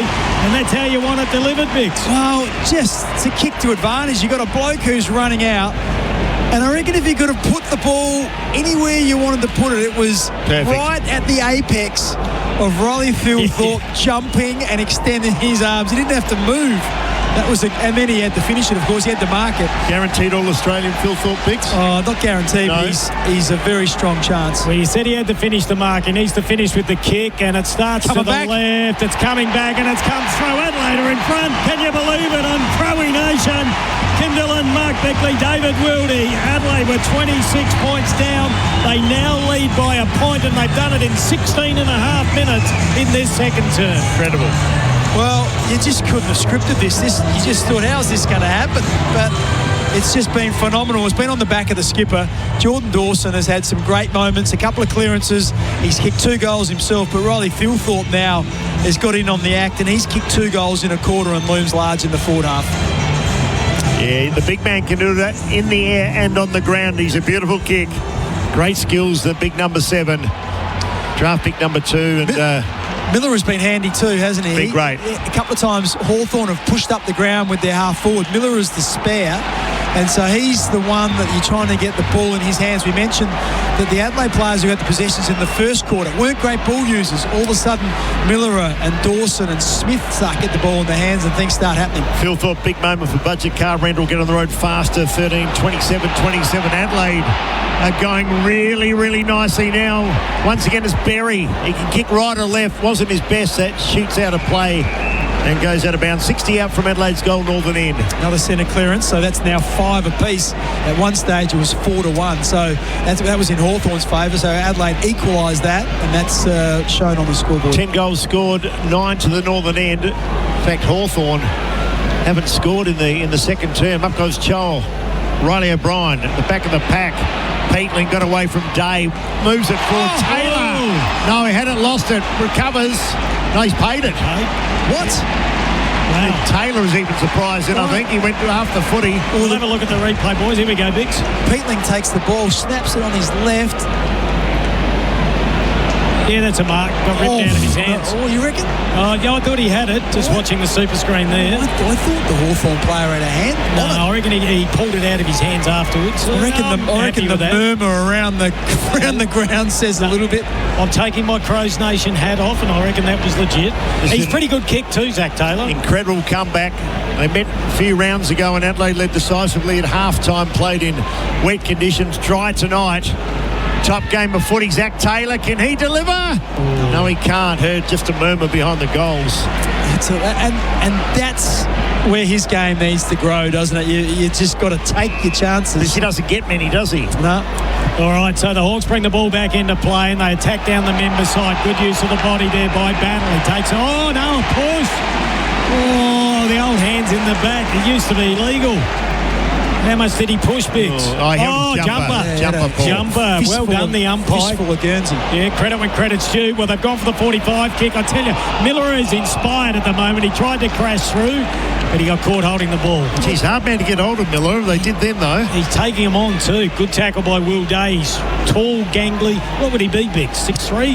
Yeah, 6'3". Talking to his parents the other day, he's put on about over 20 kilos since he was drafted. Yeah, well, Miller had all the momentum. Oh, Impey, beautiful pass on the mark taken by Gunston. Well, I was watching Worrell. Worrell had a fistful of his Guernsey as well. He was trying to drag him down, but the kick was, as you said, perfect. And then Gunston still was running flat out and had to mark it. Here we go. That is amazing mark. Did you say 20 kilo, Bix? Yep, 20 Will Day. He was, I think he was in the 60s when he was drafted. Yeah. And he's I think he might be even 95 now, so it's probably 25 kilos. Boys, we're in the southern goal, so Bix, he's almost kicking it to you. Well, I hope he does, because that'll mean it's a point, I think, on that angle. He lines up. He's got two already. It's a beautiful kick. He's kicked it to me. That's out on the full. Yep. Absolutely. I was right. Gee, what do you think then? A point or not? Looked like it. I thought it came back over the post, but yeah. I reckon it was after the post that maybe swung back. Miller now shorts it and does it well to Worrell. He's had a very good first 50 games. Oh, gee, Murray stood his ground, took a nice contested McGain real estate mark of the night. Cop one too. Nick Murray, big strong boy. I reckon he pushes around the iron in the gym. Now to Keane. He's just still rubbing his eye. He might have got one across the bridge of the nose. Keane to Miller. Yeah, I agree with you, Bix. He's in superb form. It looks like he's got his body right, and it's a beautiful kick.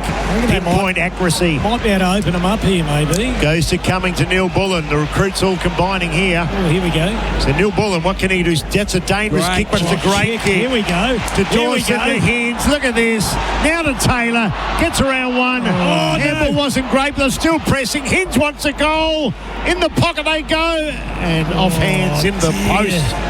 And that's a chance gone begging there, Bix. Yeah, Zach Taylor just in two minds and just was going to kick, and then he was going to handball, and then the handball missed, and so just opened the door for the pressure for the Hawks. That's the advantage from calling behind the goals. You can actually just see the players spreading. So they were a big chance, Adelaide. They blew it. They might get another opportunity, though. Neil Bullen flicked the ball up. Umpire said throw, did he? Yep. Scoop, wasn't it? Yeah. Gee, he was hot on that one. The umpire was right there, though. Technically, he's right. So the free kick goes to Hardwick. What do we have, boys? 22 minutes on the second term. Adelaide leading by 3 points after trailing by 26.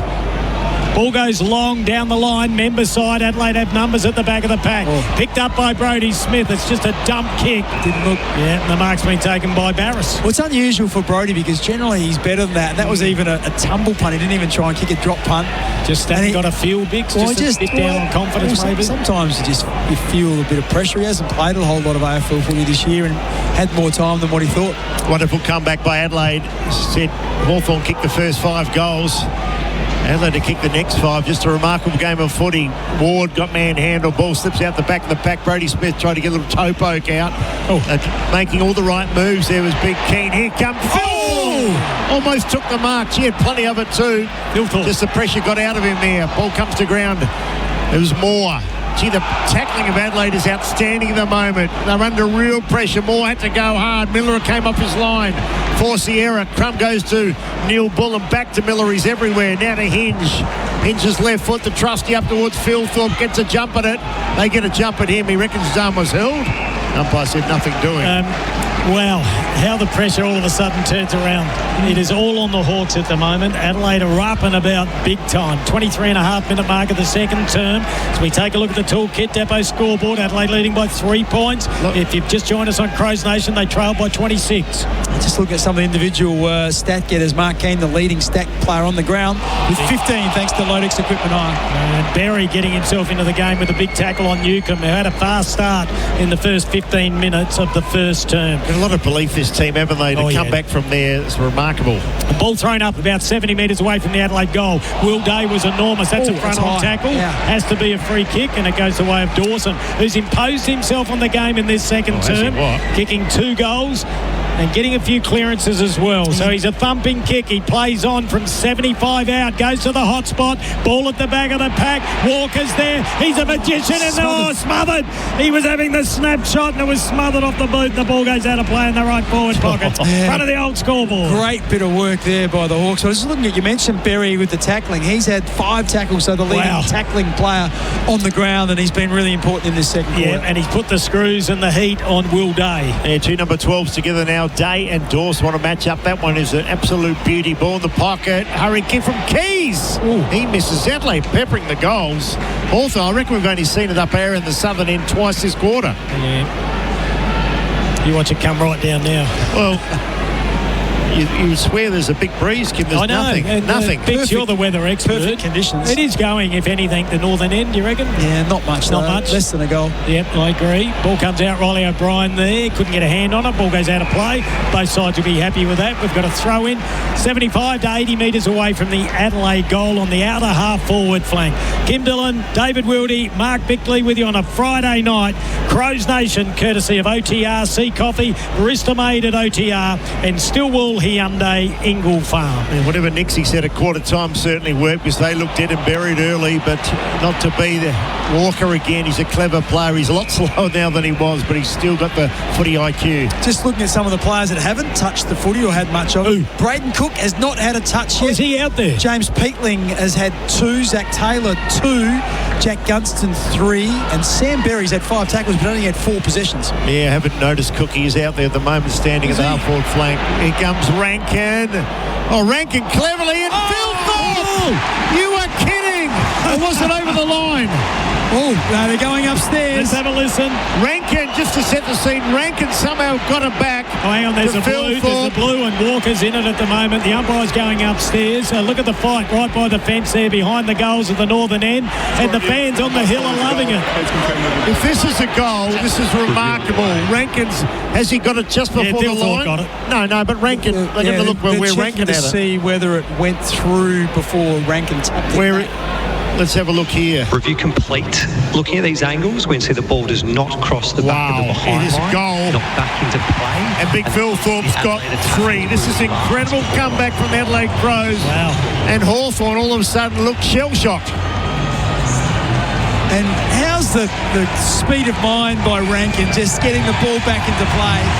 And Phil Thorpe, he half-volleyed it. It was a beautiful connection with the boot and just socketed it through. So Phil Thorpe now has got 3 goals for the quarter, and he's been pivotal in this resurrection of Adelaide's quarter. 47 for the year to Big Riley, same as Jack Gunston at the moment. Beautiful effort. Just have a look at the replay again. His IQ is just elite. Have a look at it. Tapped it back in, slapped it. Presence of mind there from Phil Thorpe. Little soccer with the right boot across his body. Through it goes from 4 metres out. Adelaide go out to a 10-point advantage on the Toolkit Depot scoreboard. What a turnaround after trailing by 26 points. Ball back centre field. That was a big moment. Thanks to Budget Car Rental. Get on the road faster. 13, 27, 27. They've now kicked 6 goals straight. Riley O'Brien in the ruck. He's been huge. Should have signed on for 5 years, Riley, not 3. Ball goes to ground level. Nash picked it up. Dispossessed. Ball came out the back. Imby kicks around the body. Miller has been huge. Handball was brilliant to Dawson. Fumbled. Gets the kick away. Put Fogarty under pressure. And he's outmarked. It wasn't the best kick. Well done by Sicily. Great mark, though. Geez, he reads it well, James Sicily. Worked him under the ball. But Hawthorn, have they scored this quarter? They haven't, have they? No. They kicked the first 5 goals of the game. Out comes Lewis. Should have perhaps marked that, had both hands on the cherry. Slips back. towards Lewis again. Can't do much with Adelaide's defence holding up beautifully. Hinge under pressure. It's a check side. It might check side out of play in the full, and it will. That will come back. So what have we played? 28 minutes of the second quarter, and Adelaide amazingly lead by 10. And I know it happens in a game. It probably happened to all of us. How can Braden Cook not have touched the ball in this game? Yeah, is he doing a job, a defensive job? I just don't think there's been much loose ball. He generally gets a bit of uncontested footy. He is so talented. Might be the decoy. Well, that's what I was just asking. We'll have a look. But he's so talented, but he just doesn't get it enough. Saligo does, and he does a little bit of magic work on the left. Finds Thilthorpe on the wing. Still time for a couple of goals for Adelaide. The crowd getting up and about. The big filthy handballs the ball. Goes out to Isaac Cumming. He draws the opponent. The handball goes to Miller. Normally hits a target. He goes down the line to a 2-on-1. And that one was Zachy Taylor, not the best target. But good result, Bix. The ball goes out of play. Yeah, I still think when Thilthorpe took the mark, he had the opportunity to wheel and come inside. Yep. Walker was running back to goal through the corridor. Take the game on through the corridor. In the end, he waited. The Hawks players got behind the footy, and now it's out of bounds. After a lot of barren years, we're seeing a really good side unfold between our eyes. Really classy side. They've got so many weapons, and to come back from where they have has been remarkable. Well done to Matthew Nixon, the team. Back at the big fella there was Lewis. Can't take it. Also comes down to ground now, out of play. So Hawthorn, they're bereft of ideas at the moment. They can't get it past half forward, Bix. Little Wizard's gone a bit quiet. He hasn't had a lot of chances up forward, has he? Just once again, Adelaide have slowed them. They haven't had any flow or fluency. They haven't turned the ball over nearly as much as well. So they've controlled the footy with the kick mark game they've played, which has also helped. In the first quarter, the first kick went Hawthorn's way most times. Newcomb caught. Umpire sweating back. I thought he was about to play holding the ball, but Miller is up to 14 disposals. Every time he gets it, he generally kicks it to someone who maintains possession. So that means you're not giving the ball back to the opposition. It's harder for them to score. Mark Bickley there for Lumo Energy. Got caught high. He's not getting out of that clamp, and a reset. We don't have a countdown clock here at the southern end, so 30 and a half minutes gone. Adelaide have kicked quite a few goals. How many Bicks we kicked? Yeah, it's five goals to nothing this quarter, and of course Adelaide kicked the last of the first quarter, so that's six straight. So maybe about a minute to go. Well, there was a score review as well, so that probably adds a minute or two on. All right, so time for both sides. Ball comes down the line. Keane, really good. Great use of the body. He's so strong through the core. This will be 17 disposals, leading disposal winner on the ground. Wow, he's a beauty. Plays on, and there he takes him on. Look at that kick. Oh, did he get there? Not quite. Neil Bullen under enormous pressure. Gets the handball out. Missed the target. No, he got the target. Saligo sells a bit of candy. Gets on the right boot. The Texans got two to beat. Loose ball goes to Keys. Snaps around his body. Big Filthy slipped over. Barras is there, but the ball's picked up by Morrison, and Harry kicks it on the right, and he goes out really wide. The mark's taken by Smith. He should ram it back in there, Smithy.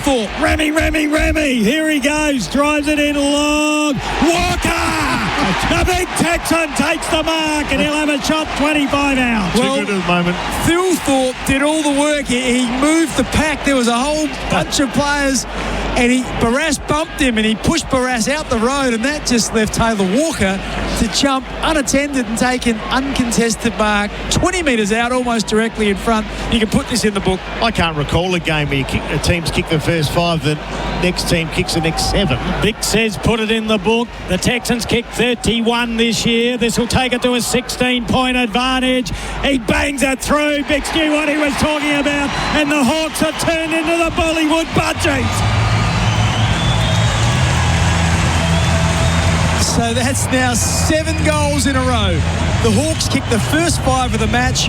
Adelaide have kicked the next 7, including all 6 in the second quarter. This has been phenomenal. Because the way the game's going, Adelaide could win by 8 goals. I mean, they could. Well, there's 16 points up, but what we've seen and what we know now is that this game can turn on a dime. It's the teams that can control the footy. That's what it's all been about.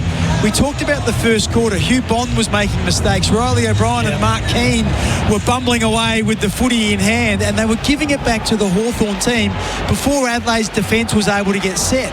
This time, this quarter and the second quarter, Adelaide have controlled the footy. So when you chip the ball around and kick it and control it, your defence can get set behind. So if you do turn it over, you can defend the turnover.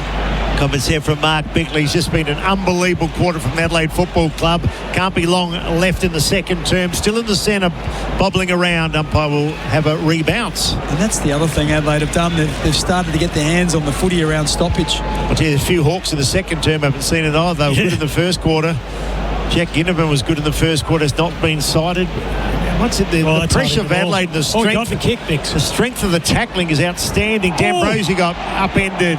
Under pressure again every time. McDonald to Impey can go out wide to Ward, but they bypass him. Now what can they do here? He's run a long way. It is Ward. Got it from Amon. Long kick towards full forward. They need a mark. They need something. Keane pushing and shoving. And he thumps it out of play. I mean, he could have claims to All-Australian fullback too. Mark Keane's had a super year. Well, if you think about Adelaide's defence has been the best in the competition since round 6 after the gather-round game against Geelong. And Keane and Worrell is 1 and Keane is 2 in terms of intercept defenders. So Adelaide need to shut it down. Throw in the right forward pocket. Little fumble by Curtin. This is dangerous. He needs to sock it off the ground. He tried to, but he missed it. Ball's still alive. In there working hard is Ward at the bottom of the pack. Taken there by Worrell. Clearing kick. Adelaide will be happy for the siren. Big fist away. Ball goes back inside 50. Sheer strength. Saligo saved the day. That was absolutely brilliant. The clearing kick went to the interchange bench. As the siren sounds, Adelaide leading by 16 points, rather. What a turnaround, Vince. Well, and this sellout crowd, there's people right up the back of the stands. They get to their feet and they applaud their team because Adelaide have lifted themselves up off the canvas. 26 points down at quarter time, and now they go in at halftime. 16 points to the good. That is a 42-point turnaround. They kicked 6 goals, 6 to nothing. 12 scoring shots to nothing.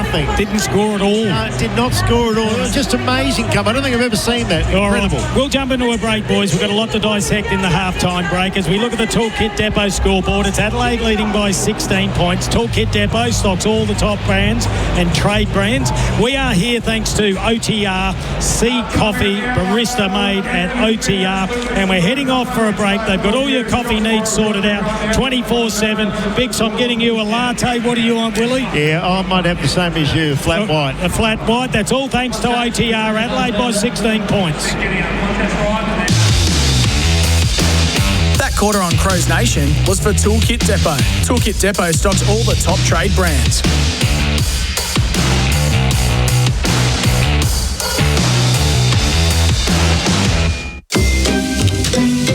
Sick of glue that doesn't stick? Bostik. Sticks like shit. Holding on really tight? That's no bull. Whether it's for indoors, outdoors, rain or shine, it bonds to nearly anything. Wood, metal, brick, you name it, it's stuck. You'll need a crowbar and a prayer to move it. Bostik. Sticks like shit. Find it now at your local hardware store.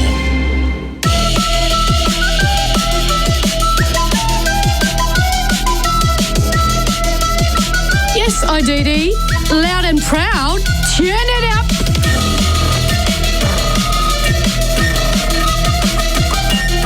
Yeah, that's it. Yes, I have hot chips and 6 middies for dinner. And yes, I kick on after kick to kick. Say yes to cheap trips so you can do more. Say yes, IDD. In footy, you've got one guarantee each week. It's not the win or loss. It's not the coach's spray. And it's not the cry of... It's the 4 and 20 pie. That classic taste of 100% Australian meat in delicious gravy wrapped in golden pastry. Like coming back to win from 10 goals down. Nothing beats the aroma and taste of a 4 and 20 pie. There's a win in every bite. 4 and 20, Australia's original fan food. Maxliner's Tough Gear is now available online.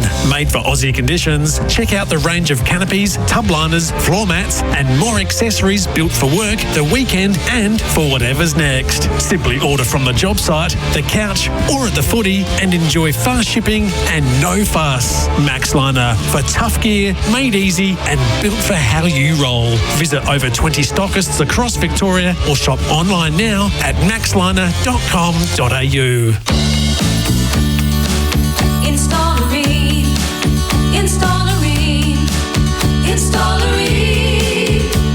For the hottest of hot, hot party you've ever seen. Ring comes on steady, hot and strong. It just keeps on and on. Rheem Ambi-Heat, the advanced energy-saving heat pump that's made in Australia. Install a Rheem. Accept nothing less than Australia's best. Everything grows better with Nutrient Water. Everything grows better with Nutrient Water. From irrigation and filtration to pumping and lawn care essentials, Nutrient Water has you covered. For the best water management solutions, your local Nutrient Water store has the solutions to help everything grow better. Order online at nutrientwaterstore.com.au or find a store near you. Everything grows better with Nutrient Water. Everything grows better with Nutrient Water. Be the sharpest tool in the shed with a discount on tool insurance from IMAR, the tradies' mate. For over 35 years, IMAR's trusted team have backed tradies with the sharpest... Oh, that really is sharp. The sharpest tool insurance from the trusted team at IMAR. Call 13-IMAR today and be the sharpest tool in the shed with your discounted tool cover. That's 134627. They're the tradies' mate. That's IMAR. At Century 21, we understand that a house isn't just four walls. It's where life's most treasured moments unfold. From first dinners of the century to quiet mornings of the century. It's moments of joy like this that make a house a home. Searching for a local agent who will go above and beyond to take care of your property sale? Visit c21.com.au. Century 21, dedicated to the joy of home. You're listening to Crows Nation for Hyundai. Find your next Hyundai at Stillwell Hyundai Nailsworth. And OTR. OTR has all your coffee needs sorted 24/7.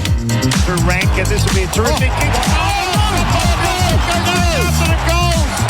He's got it anyway. He picked it up, he dropped it, he gathered it. Someone got to boot the ball. The game is changing, and it's changing quickly. Dawson gets on his left, he can kick a goal from there. And he does. Not here's Dawson again. Oh, look at him. Jordan Dawson, you are a king, you're a star. He's got two.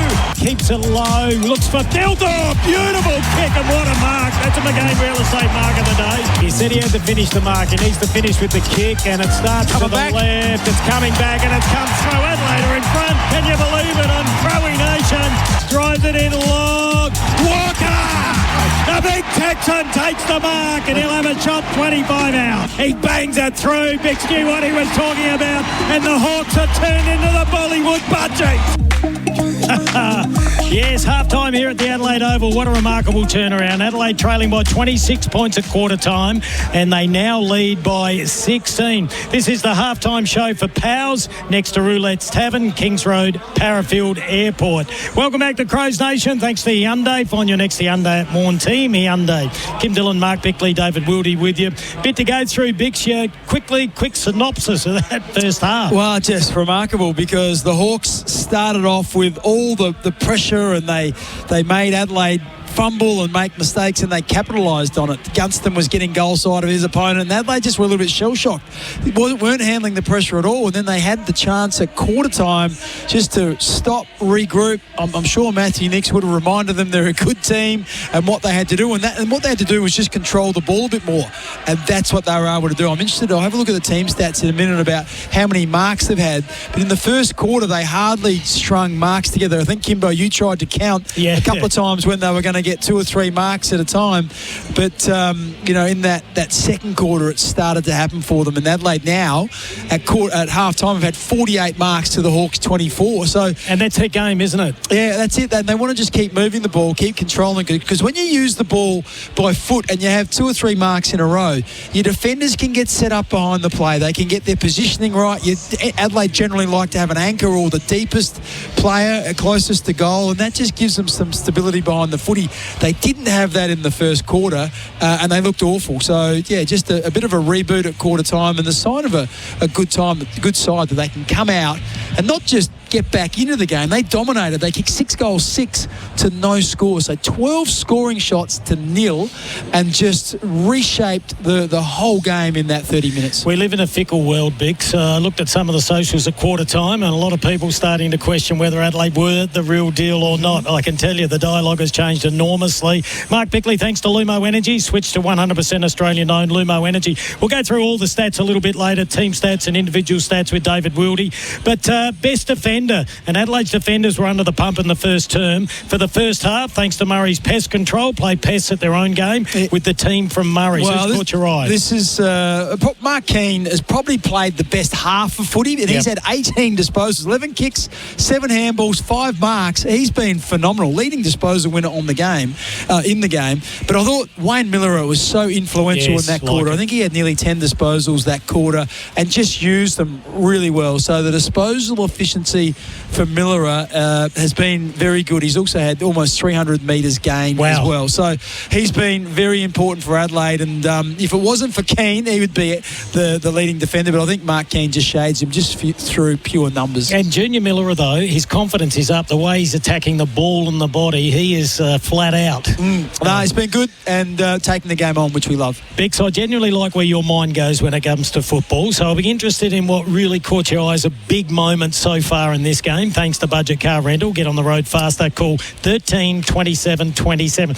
because there were a few that got us up and about. Yeah, look, I actually thought it was this little period between the 7.5 minute mark and the 12.5 minute mark where Jordan Dawson just thrust himself into the game. He got a couple of nice touches. He kicked a beautiful kick inside 50 to Alex Neil-Bullen. He couldn't quite finish it off, but then in those next 5 minutes, he himself kicked 2 goals. One was a great goal on the run, and then it went back to the middle, and then he got on the end of a forward 50 stoppage and was able to snap another cracking goal. So in the space of 5 minutes, and this is when Adelaide was still 3 goals behind. They were 18 points behind. He kicked 2 goals himself and set up another scoring shot, and really did grab the game by the scruff of the neck and say, hey, we are back in this, and we're not going to take this lying down. David Wildy just whispered into my ear while he's slamming down his Villiers Pine pasty at the moment. Isaac Rankin deserves an honourable mention for the little tap.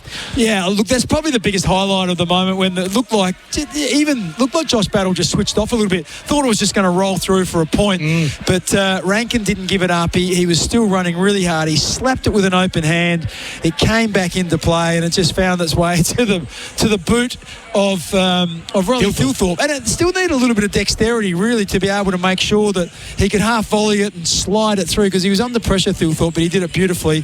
And he, as well, kicked 3 goals in the quarter, which is fabulous. Might sound silly, but if you keep the ball alive, you're still alive. And that's what Adelaide did. Let's do one more before we go to a break. A trial move thanks to CMAX. Join a paid clinical trial at CMAX. Is there anything you saw or would do in this second half?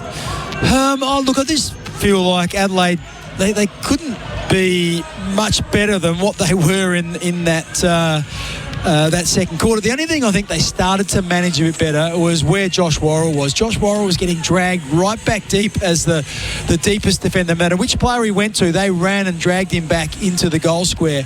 And I just thought as Adelaide got some more control and they started to get some of those uncontested marks, he started to get involved. So they were able to chip the ball around, and he started to get his hands on it. And you could just see his confidence rise a little bit as well. So he looked a little bit better in that second quarter, and I think they just have to continue to make sure he's in the game, because he's such an important player for Adelaide. I don't think it'd change the course of the game, but if I was Braden Cook, I'd be very nervous unless he's doing one of the most brilliant shutdown jobs that we can't pick up on. He hasn't touched the ball, and maybe Chase Jones might get on a bit earlier than what would have initially been planned. All right, we'll take a break. It's Adelaide leading by 16 points whilst we're up and about over the Crowies. This game is far from done. 16 points is nothing, and the momentum can change very, very quickly. All righty, this is half time here at Adelaide Oval. Crows by 16, and we're here thanks to Team Hyundai.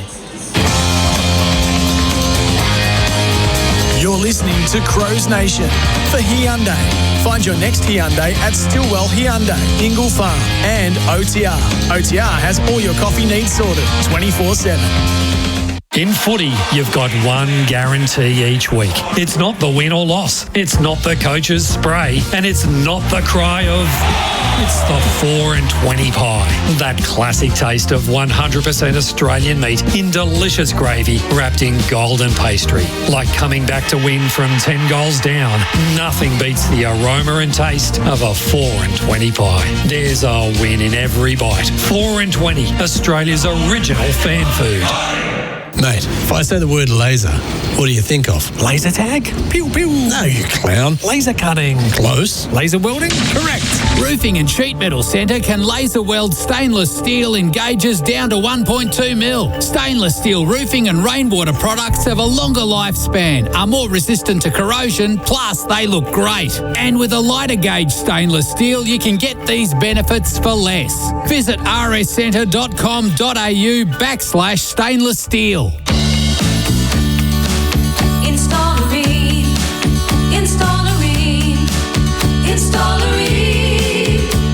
For the hottest of hot water you've ever seen. Cream comes on steady, hot and strong.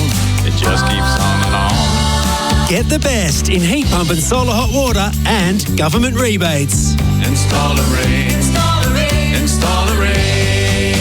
Accept nothing less than Australia's best. Hi, Kyle here from Link One Financial. The best night's sleep is the one knowing your finance journey is on the right path. And that's where you'll find Link One Financial, on that same path, helping you achieve your financial goals. Like buying your first home, upgrading, downsizing, investing or refinancing. We also support commercial lending, construction loans, asset finance and self-managed super fund lending. Link One Financial makes it an easy process by linking you to everyone you need so you'll sleep easy. Visit link1.au. Walk and talk this October when you register for the Walk for Epilepsy 2025.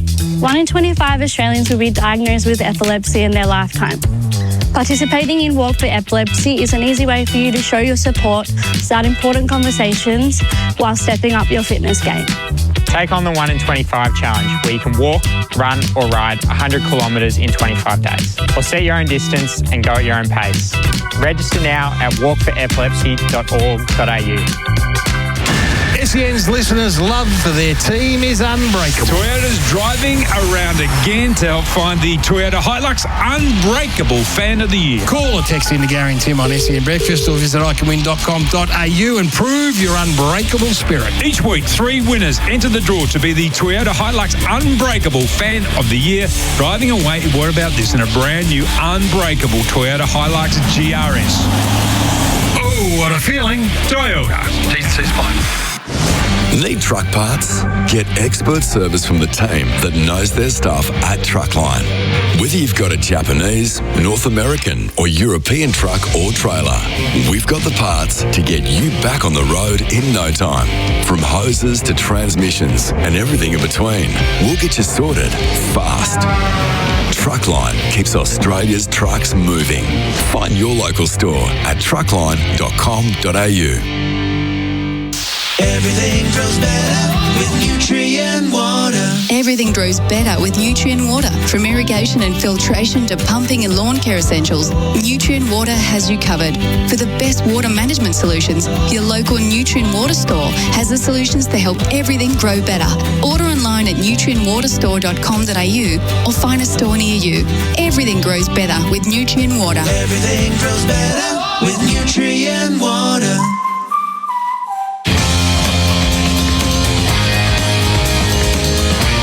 You're listening to Crows Nation for Hyundai. Find your next Hyundai at Stillwell Hyundai Nailsworth. And OTR. OTR has all your coffee needs sorted 24/7. Yeah, remarkable turnout for the Adelaide crowd and also a turn up for the game because Hawthorn kicked the first 5 goals. Adelaide have kicked the next 6. They lead by next 7, I should say, lead by 16 points at the long break. Let's go back with Mark Bickley, the hot and cold player for Panasonic Air Conditioning.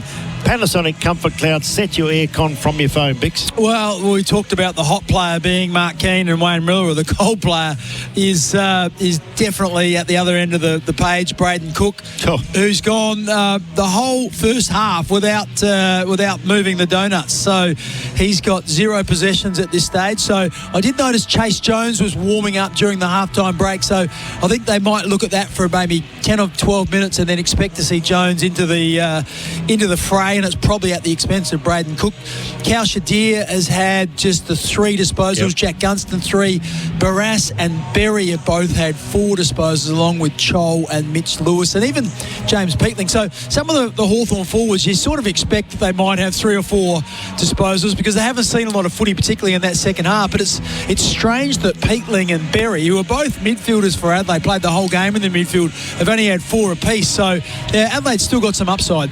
One of the great companies in South Australia is McGain. You also work there. McGain Real Estate, sold by McGain. The best mark, been a few nice marks, but you like one in particular. Yeah, look, I think it was probably Taylor Walker. That's probably got the biggest cheer, where I know Riley O'Brien did a lot of the hard work. Riley O'Brien himself took a good mark on the lead and elevated himself and took it really high. But I think Mike Dobbin would agree. He's had a big week. He's been up at the McGain sales conference up at Murray Bridge at the Bridgeport Hotel. Beautiful place up there.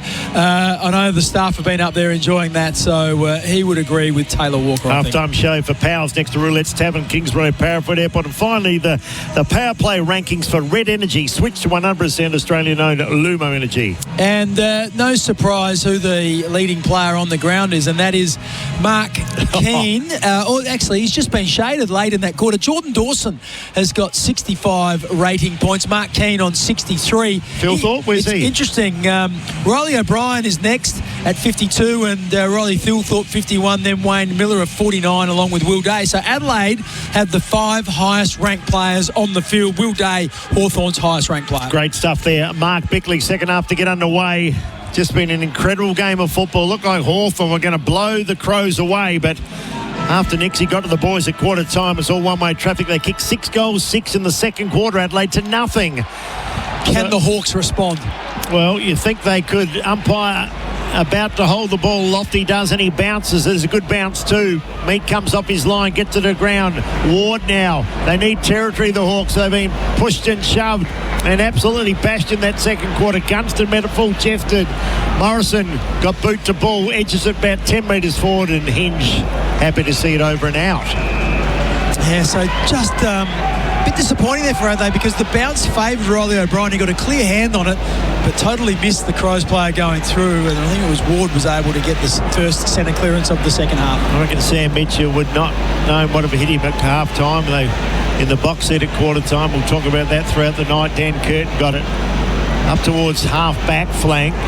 You can have 10 possessions to half time. Kick gives us Sicily. Sicily almost out of play in the fall, but good work there from Curtin, his big strong body. Yeah, knocked Lloyd Meek over, and not just knocked him over, he knocked him over the line and forced a boundary throw in. So interesting, Curtin's alongside Meek. There's not that much difference. He's going to get, isn't he? He's going to get stronger and stronger, Bix. You reckon the next 3 or 4 years, you talk about Will Day putting on up to 20 kilo. Curtin's already a big man. But Hawthorn have started okay. They've got no score yet. Morrison zigged and zagged, gave it a Ward on his right boot, the left footer, kicked in the pocket. Once again, Adelaide's defence really good. Curtin to Neil Bullen. Neil Bullen goes to the wing and Walker marks. So the big Texans kick 1 goal. Sells a bit of candy, gets back onto his left, goes down the line. Beautiful kick. That was all class to find Benny Keys. He goes short and he finds Curtin, who's ran down, and Big Dan now can go inside 50, and he does. Front position, Rankin at his arm grab. Yeah. And the umpire saw it. Well, he the was umpire only was 5 metres away, Big. Well, and that's why you have 4 umpires, because that ball moved really quickly, and the umpire was in perfect position. He was, like I said, 4 or 5 metres away, and it was Blake Hardwick, was it? Just ripped down his right arm. And the umpire that was 25 metres away in the middle of the ground didn't call it, but the one that was on the spot, it was plain for him to see. So now Isaac Rankin's going to run around and snap this one across his body and try and kick Adelaide's 7th goal in a row. Well, 8th goal. It should be bread and butter for him, really. Even though he's 40 metres out, he kicks around his body. Phil Thorpe loves it. He salutes the skies. And listen to the crowd get involved. Margin out to 22 points. And what is that? It's 8 in a row or 9? 8 in a row. They kicked the last goal of the first quarter, 6 in the second and now the first in the third. Gee, there's a real carnivale atmosphere here at the Adelaide Oval tonight. Nearly 50,000 really enjoying it after feeling very nervous in the first quarter. Yeah, Kim, we talked last night, might be sending shockwaves to the footy fraternity, but tonight's probably even better because the fact that you've conceded 5 and come back and hit back so hard. Yeah, there's a level of maturity that's required to that, to be able to stay calm and settle and then respond. So I know the game's not over yet, but Adelaide look like they're absolutely in control of this. And the Hawks, it's back over to them. Can they respond? Because their season is very much on the line. They've got a really tough draw still to play Collingwood and Brisbane away. Wow. And their position in the top 8 is not locked away at all. And not a great percentage. You would have thought they might have gained some, but they might lose some the way it's going. Newcomb dishes it out to Morrison. From centre wing, kicks it high up to full forward. Here's a chance for the Hawks. Keane again got in the way. He always gets in the way. Boundary line looms and the 100-gamer coming takes it over and out. Really early days. It's only early in the third term, but the 4 tools, what do you think? That'll be all the talk this week. Well, it was perfect in the first quarter. Yeah. Not so perfect since, but Deere hasn't had an impact. Lewis hasn't had an impact. Gunston's been okay, and Scholes had minimal impact. Or to be fair, they've only run really quarter. Didn't get in there half in the second quarter at all. Bumbling with the footy there was the Crows, but they get out to Worrell, Sicily and Fogarty. Sicily got to the ground. Hawthorn swoop, but they get swooped upon. Good tackling again. It's Kurt. As we said, the strength of the young man is incredible. And Kimbo, you called it. He took the ball at half back and also got it at half forward about 30 seconds later. Can I do a hypothetical? I can't remember if I did this with you, Bix, when we chatted to you, but where to call. I'll get back to it in a minute. I'll give a question to both of you. I reckon it's a beauty from one of our listeners. Berry takes it, jammed on the boot, put in the direction of Taylor Walker. He's got 2 to beat. I don't fancy his chances, and he won't win that contest. The ball comes out. Handball goes over the top. That was Battle, I think. Yep. Now it goes back towards Ward. He's got the ball. He's under pressure. Just gets the kick away. Ball goes up to centre half forward. Players everywhere, but Adelaide looked like they got an extra man on the field, but that was a little bit too clever. Moore gets it. Handball goes to Ginnivan. He raises the eyes and he looks for D'Ambrosio, but brilliant work by Worrell. And he saved the day for the Adelaide Football Club, and the crowd loves it and forces the ball over the boundary line. Yeah, just growing in stature, Worrell, as the game goes on. He's finding his mojo again after being soundly beaten. I'll get back to that question, boys. I'll just get the ball out of the danger zone. The ball thrown in the left forward pocket. Ball comes to ground level. Newcomb's been quiet. Big tackle on Saliga. Will that be holding the ball? Yeah, it will be. He had 2 hands free. Didn't try and get rid of it. All right, so we get a set shot from about 48. I posed the question. The West Coast Eagles ring up and they say, we'll give you Harley Reid, Adelaide. You give us Dan Curtin. What do? You take Harley Reid. Really? I went Dan Curtin. I reckon... I thought midfielders were easier to get than someone that's 6'6" that can play anywhere. We haven't seen the best. Harley Reid's played in a shocking side. Yeah. Dan Curtin's playing in a pretty good team. That's interesting. We had varied opinions on it. Well, when they played against each other in their own cohort, Reid was very, very much in front. Yeah, there's the kick at goal. They hit the scoreboard. Connor Nash gets one back. So margin back to 16. And if it wasn't for the fact that they hadn't scored for a quarter and a half, you'd think this is really game on. It's a bit like who do you take, Philthorpe or Darcy? I mean, they're both. Well, people are strong on it though. You know, a lot of people are just Darcy hands down. Well, 8 weeks ago, you would not have said Curtin was even in the picture. Yeah. His last 2 months have been outstanding. But he's 6'6" and he's only in his second year. Can play centre half back, centre half forward in the middle. You say he can play centre half back and centre half forward. Who says? I do, because I've been watching footy for 40 years. Yeah, and I back myself in. Well, why isn't he then? If he's 6'5" or 6'6"? Because he's in his second year, Bix. When he develops, like Bontempelli. I think people are being unfair on Harley Reid though. As I said, put him in Collingwood side. Hey, look, it's purely a discussion point. Okay, it's how we see players. I'll give a ring tomorrow. We'll discuss it. Up go the ruckman again. Ball to ground. Hawthorn. Boy, did they need that. That's understatement because Adelaide had kicked 8 goals on the trot after they kicked the first 5. We're not going to know the answer tomorrow. We'll know in 10 years. Yeah, they're both good players and both completely different type of players. That's the thing. I think you'll probably know in 3. When they get to 23, 24, you know where they stand. It's not apples with apples at the moment. Hawthorn go forward again. They're having a little moment here. Tap comes to Impey. It came from Lewis back towards Morrison. He gets Knocked over by Hinch. I tell you what, Adelaide certainly strengthened up. What's happened? Free kick, is it? No, just in the face there. Verbal from Mitch Hinch. He tackled him over the line and then went back. He gets a bit of white line fever, Mitch. Lovely guy off the ground, but he does get a bit angry out there. There's a little fella out there's holding up a sign saying it's his 9th birthday today, and he covered up his head. Good on you, little fella. Happy birthday. Let's hope the Crows can win for you. Ball gets tapped out. Ward. Oh, he kept it. He played big smother by Bickley. Doesn't he bring some grunt to the Adelaide team? That's when I first met you, under 9s at Greenacres Walk. Well, I think that's the good thing for Adelaide. We just mentioned Peatling's had 4 disposals, but he's been doing a lot of the hard stuff. Berry the same, 4 disposals, but 6 tackles. So good work, even though they haven't had possessions, they've still been contributing. This game is far from over. Adelaide leading by 16. They've dominated the last quarter and 10 minutes. Trying to pick it up nicely was Berry. The handball wasn't great to Curtin, though. But there's Peatling, the man Bix was talking about. He drives it long. You need to have front position. And Braden Cook, I'd be getting him off. He's stone cold at the moment. Oh, is he? What? He's frozen. And he has so much talent, but he just doesn't get in the game enough. Sicily, good work, good defensive play, taken by Isaac Rankin, too quick, tries it in long, Cook, no, it's not his night, chipping in Alex Neal. Well, he's going to hit him on the chest there. He did the right thing, he called his teammate back.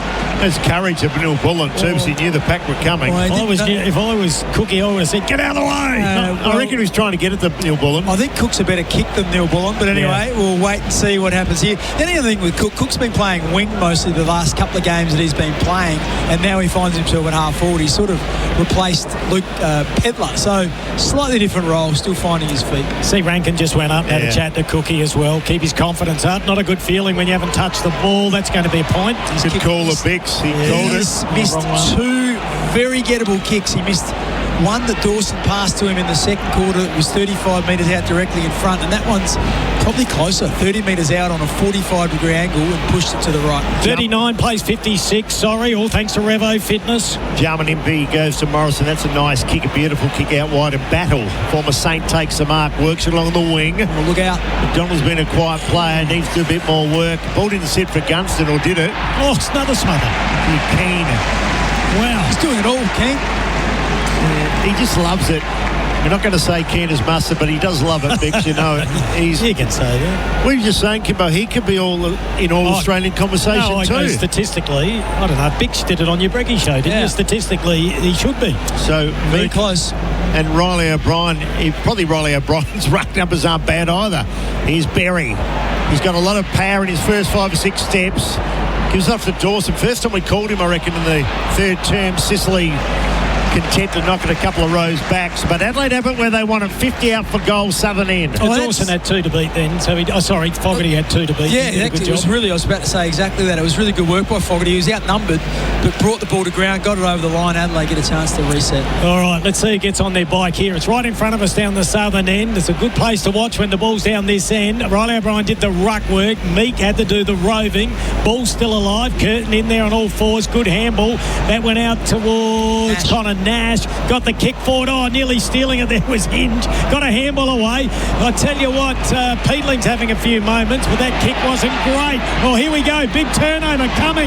A one-on-one between the wingmen, but D'Ambrosio was good, and he allowed the ball there to be picked up nicely, and that was by Scrimshaw, the left footer. Didn't use the foot, though. Now goes back to D'Ambrosio. They're under the pump. Adelaide have the numbers. Big, destroying fist away. Couldn't find the boundary line.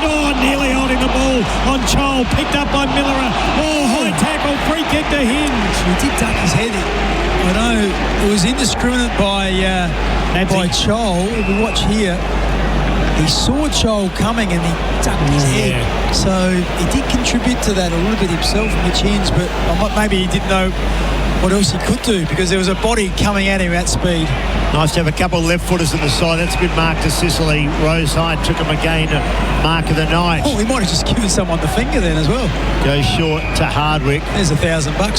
What a ridiculous over officiating that is. 8-8 plays, 6-3, 12 gone, third term. That doesn't sound like you. Well, I'm going to flesh that out later. Okay. Almost a mark, but McDonald emerges. He can run all the way into an open goal, but casually. Oh, my goodness. The point. Oh, no. He had a couple of men out to his right then. He took it really laconically then, and that's exactly the way the ball went. The other thing, he was running directly at goal, and then he ran sideways to the goal and tried to snap it over his shoulder. What was he thinking? Big moment for Budget Khan Truck. Right, that one down. Dangerous kick there into Peatling. That was keen. Bit off a bit more than he could chew. McDonald picks it up. That was a throw. The umpire said play on, crashing his way through the wizard. He's been quiet. Ball comes out to Moore. Got his head in a hole. Wrapped up in a tackle. Handball's still alive. They come out the back door to Eamon. Normally pretty good. Great fist there by Worrell. The closing speed and the reach. Oh, no! He said he's taking his arm. chopping. This is a rule I hate. Well, let's have a look at it Unless first. you really drag down the arm, you're allowed to hit the arm. Should be able to touch arms, I know, I agree. it's stupid in a body contact sport. Oh, rubbish free Nothing kick. in that. Rubbish free kick. He hit the ball. Bix has gone quiet. He doesn't agree. Yeah, they paid one earlier. Who'd they pay one earlier to? It's a soft rule. Nah, it's soft. In a contact sport. Well, they paid one to Rankin in front of us down here, didn't they? Let's see what the footy gods say. It's a goal. Is it touch on the line? Oh, they've given a goal. Gee, Adelaide should have touched that on the line. Didn't have a lot of elevation. So, boys, singing Adelaide's praises, but they only lead by 10 points now, and that's on the Revo Fitness. Smash your goals with Revo Fitness scoreboard. Yeah, I didn't see that as a free kick, I must admit. No, that's... He made some really good ground. Hang on. Yeah, he did. He ripped, Just saw the slow-mo. ripped his left arm down. He dragged the left arm down. Hang on, I might have taken that one back. I bow to your judgment. Hey, I reckon they... Don't back down, Kibbo. No, when you're wrong, you've got to beat your wrong. I'm just interested that Bix doesn't think the bird should be $1,000. Well, I just feel like it. I can turn the TV on in here and see 100 things worse I'm than with that. you. I'm with you. I saw a photograph last year. It might have been, I don't know who was playing, but it was from the field looking at the crowd, and there were 15 people in the crowd giving the bird to the players. I'm with you, So Bix. why can't the players do it back? It's just, Well, Ken Higley's $20,000 fine too. We were there last year, but that is absolute rubbish. He used some rudy words though. Adelaide, well, $20,000. I know, but he's a coach. Okay, so the game's just tightening up here. It's a 10-point ball game again, and Hawks kicked the last two. They won the quarter by a goal. Battle. Are they up for the battle, the Hawks? They kick towards half forward. Should be marked in front of the pack there by Newcomb. He couldn't take the mark, but they go forward again. Gunson slipped over. Day comes in off his line. Good tackle on Dawson. Loose ball here. They're still edging it forward, almost rugby style. It's 15 out from goal. Crows somehow dodge a bullet there. McDonald couldn't take it. Worrell's everywhere. He is. Gives it off to Curtin. Left footer.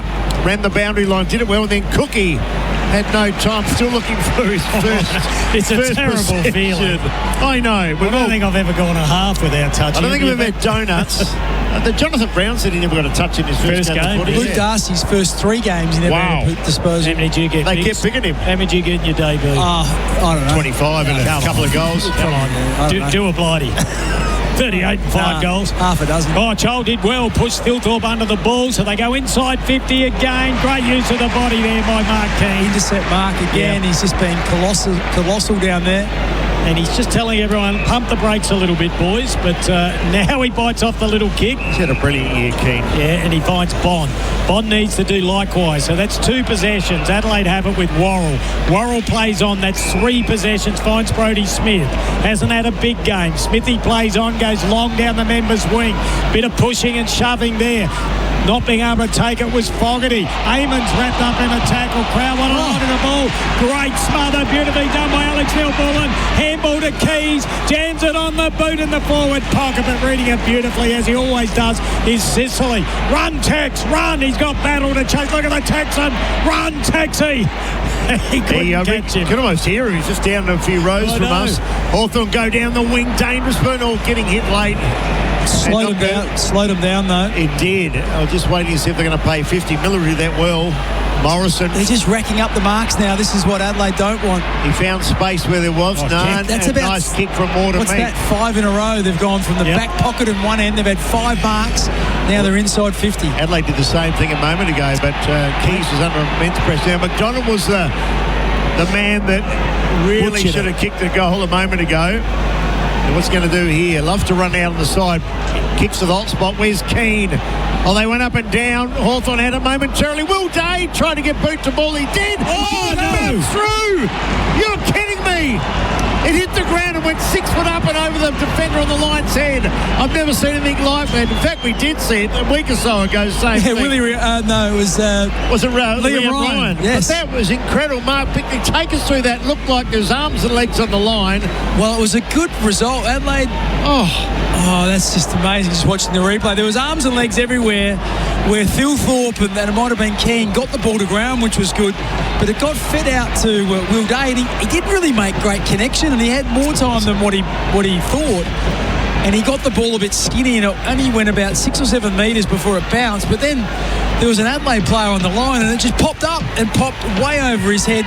And it's a goal. And Adelaide now have conceded the last 3 and find themselves just 4 points in front. It's got to be that end. It's all up the northern end, Kipper. Yeah, it was a big bounce and it was a big moment. Thanks to Budget Car Rental. Get on the road faster. Call 13 27 27. Margin back to 4 points on the Revo Fitness scoreboard. You can look like Bix at nearly 70 and have a body like his if you go to Revo Fitness. Big tackle on Peatling, and he wins the free kick, and he knows how to draw one. He does. Thought about a handball running through. There was Hinge, could still go to Hinge, ignores him, goes out wide. Fogarty had it, lost it, ball at the back, taken by Rankin, impossible angle, and the mark's taken there by Impey, and they could take it right down the other end. Yeah, brave kick. Morrison was there, and free kick. I'd like to see that again. It's against Zach Taylor. Called an arm shot. Let's have a look. Did he grab an arm? Yeah, we had his hold of his right arm. Yeah, I tell you, game's changed, isn't it? Yeah, he can't do much now. He can't touch him. Morrison goes down the line. Good mark taken there by Day.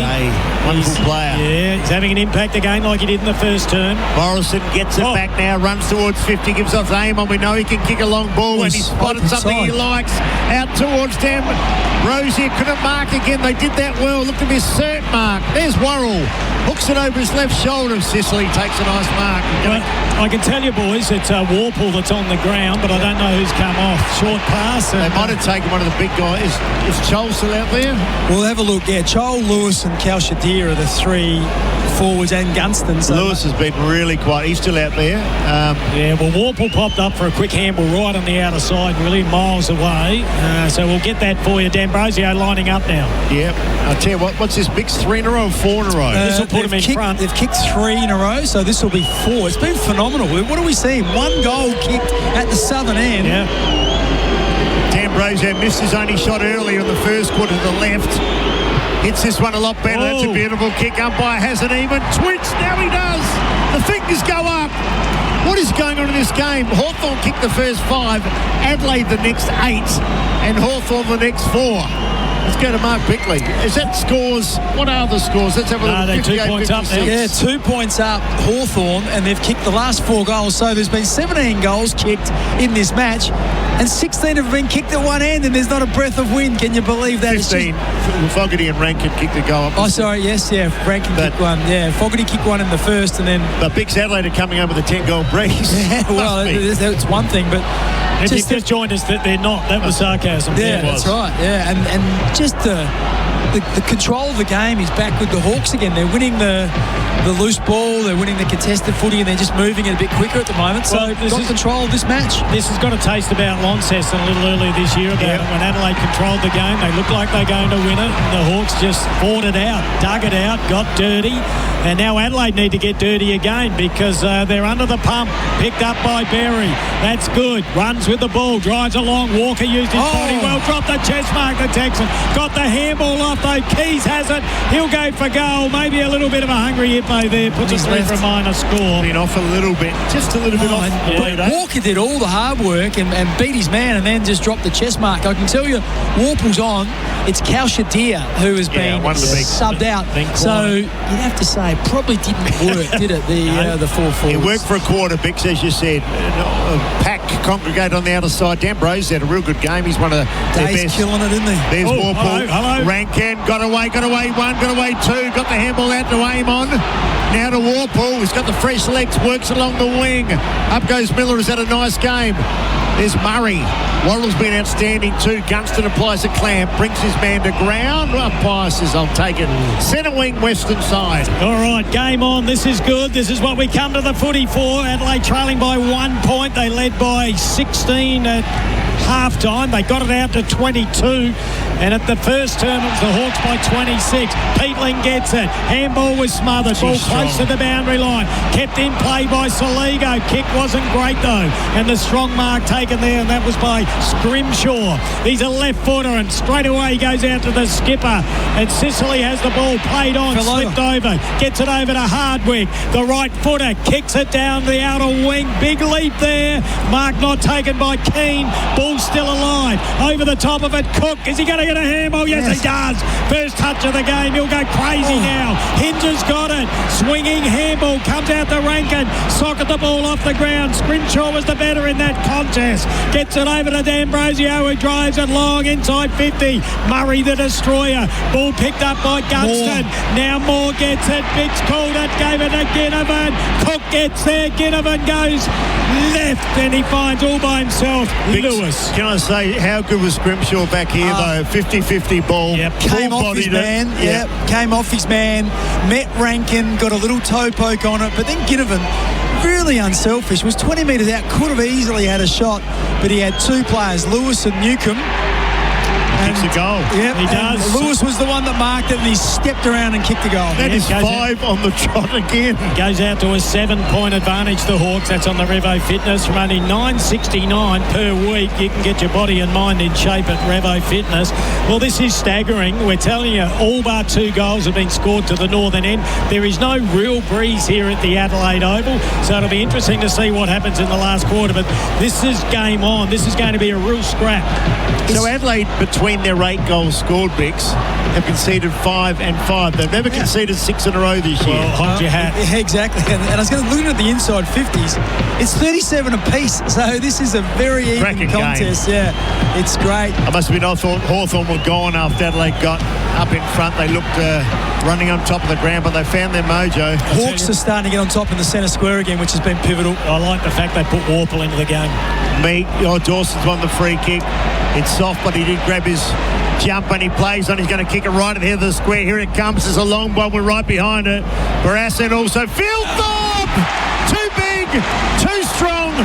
And he takes the mark and line up for goal number 4 and 48 for the year. Oh, I was just watching Josh Battle. He's unhappy because Taylor Walker kept him out of the contest. Now they're having a few words. But that's the thing. When you've got big forwards who can all mark it, the defenders for the opposition, they're so worried about their own opponent, they can't come off and be third man in and spoil it. This is a guy I reckon they can least afford to lose with injury. They didn't have him last year. Look at that. An absolute dart. He's a jet. Riley Philthorpe, a man mountain, the big bushy beard. He's got 4. And Adelaide needed that one and breaks a string of 5 straight goals to Hawthorn. Well, you talked about it, Wills. They haven't conceded 6 in a row all year. Well, they've come close tonight. They've had 5 kicked against them twice. But how important is Philthorpe? The ability to take contested marks. Just looking at Walker. Walker actually had hold of Battle's arm, and that's why he was complaining. And that just left Philthorpe to be 1 out against Barras, and he was always going to win that contest.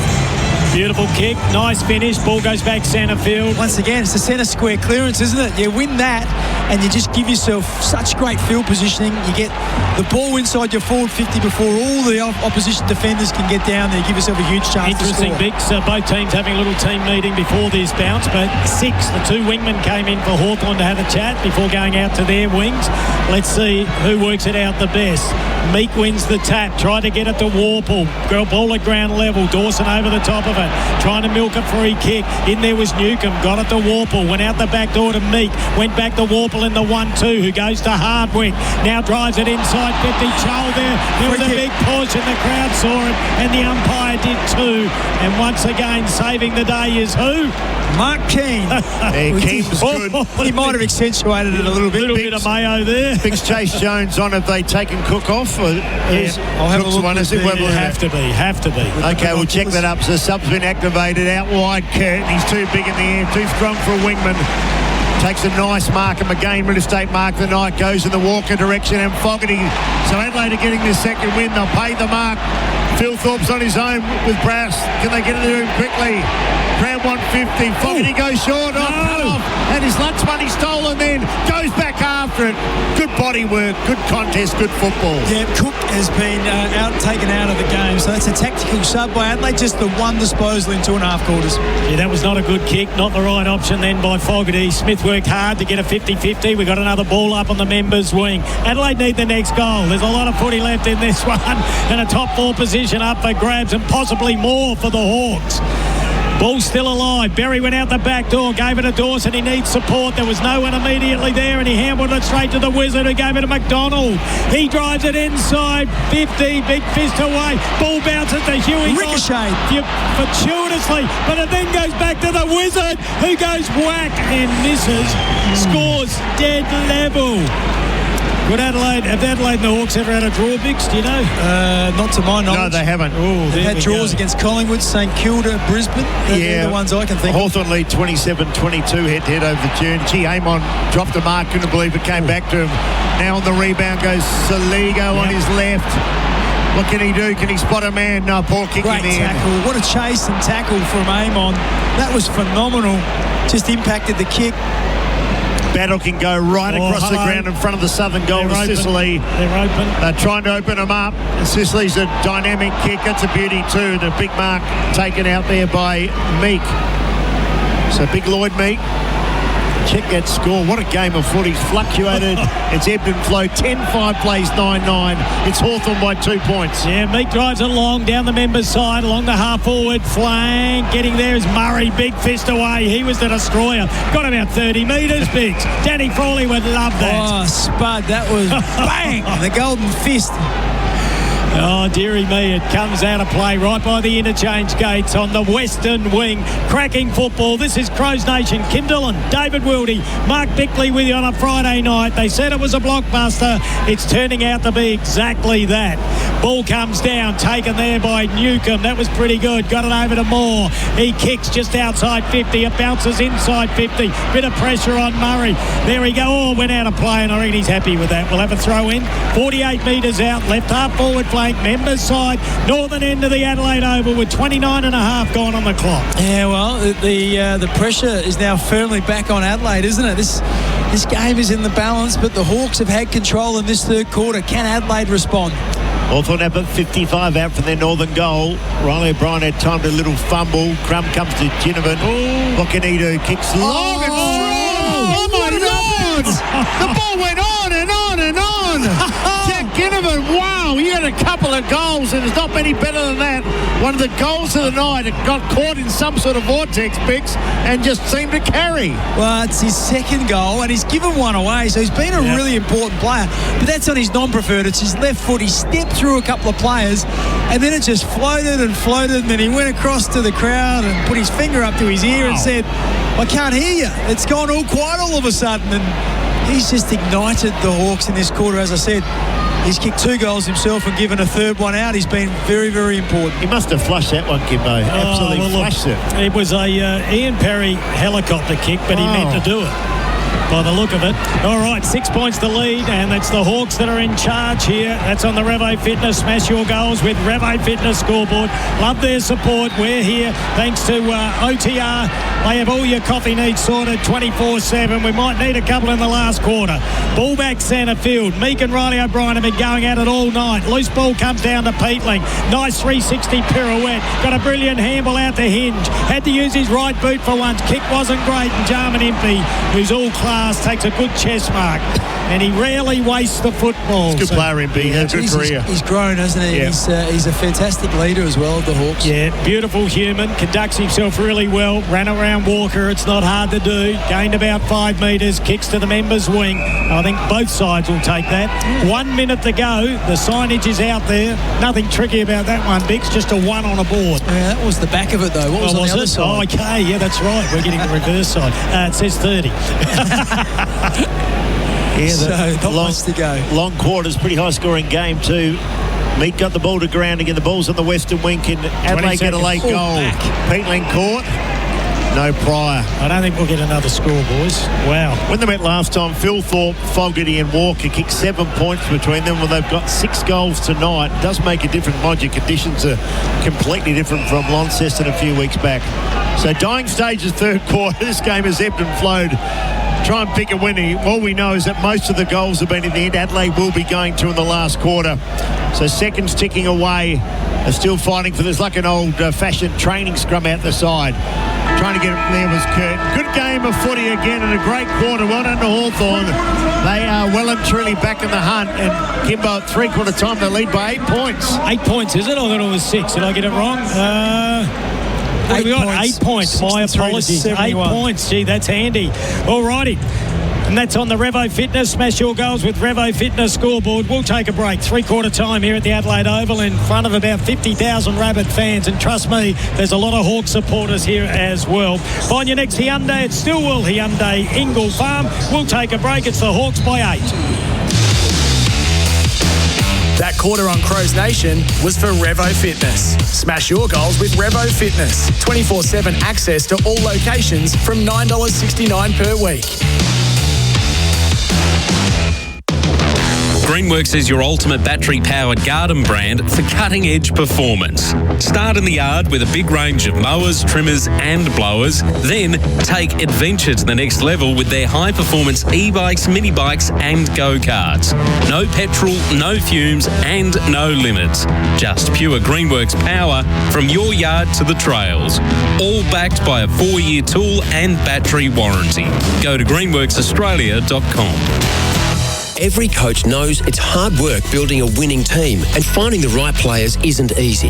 When it comes to apprentices and trainees, there's nobody better in the game than MEGT. MEGT can help you recruit the key position players you need to keep your business moving. They can also take care of wages and provide ongoing support and mentoring to keep your business ahead of the game. So, if you're needing to build a winning team, call MEGT today on 134 767 or visit MEGT.com.au. Need power, lighting or fuel solutions that don't cost the earth? Green Power Solutions is Australia's #1 sustainable rental hire company for generators, lighting and hybrid power systems powered by sustainable fuels that can cut greenhouse gas emissions by up to 90%. From major infrastructure projects to high-profile events, we combine innovation, reliability and environmental responsibility to keep your site running and your sustainability goals on track. Search Green Power Solutions or call 1-800-GO-GREEN.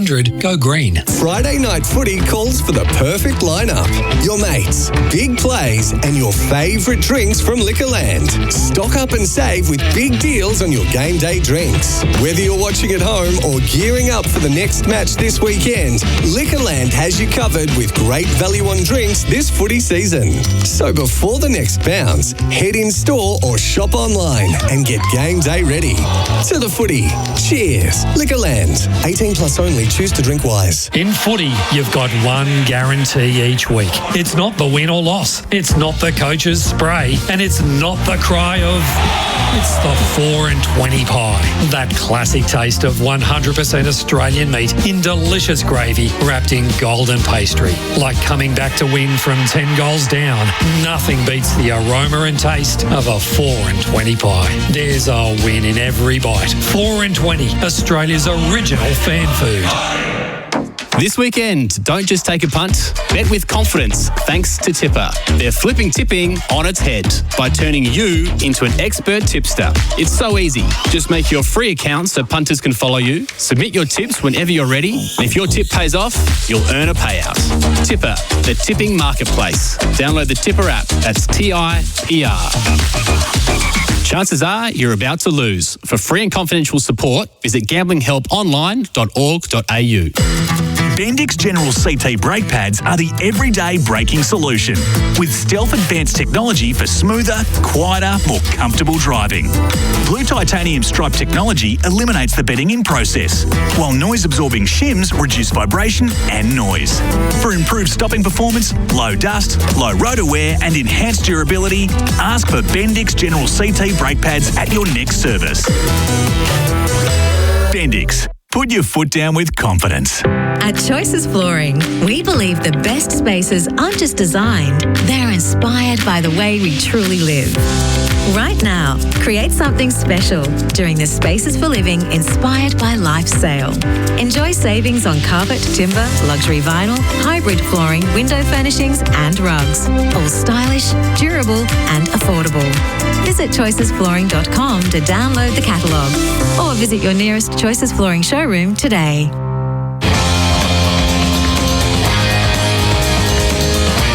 You're listening to Crows Nation for Hyundai. Find your next Hyundai at Stillwell Hyundai Nailsworth. And OTR. OTR has all your coffee needs sorted 24/7.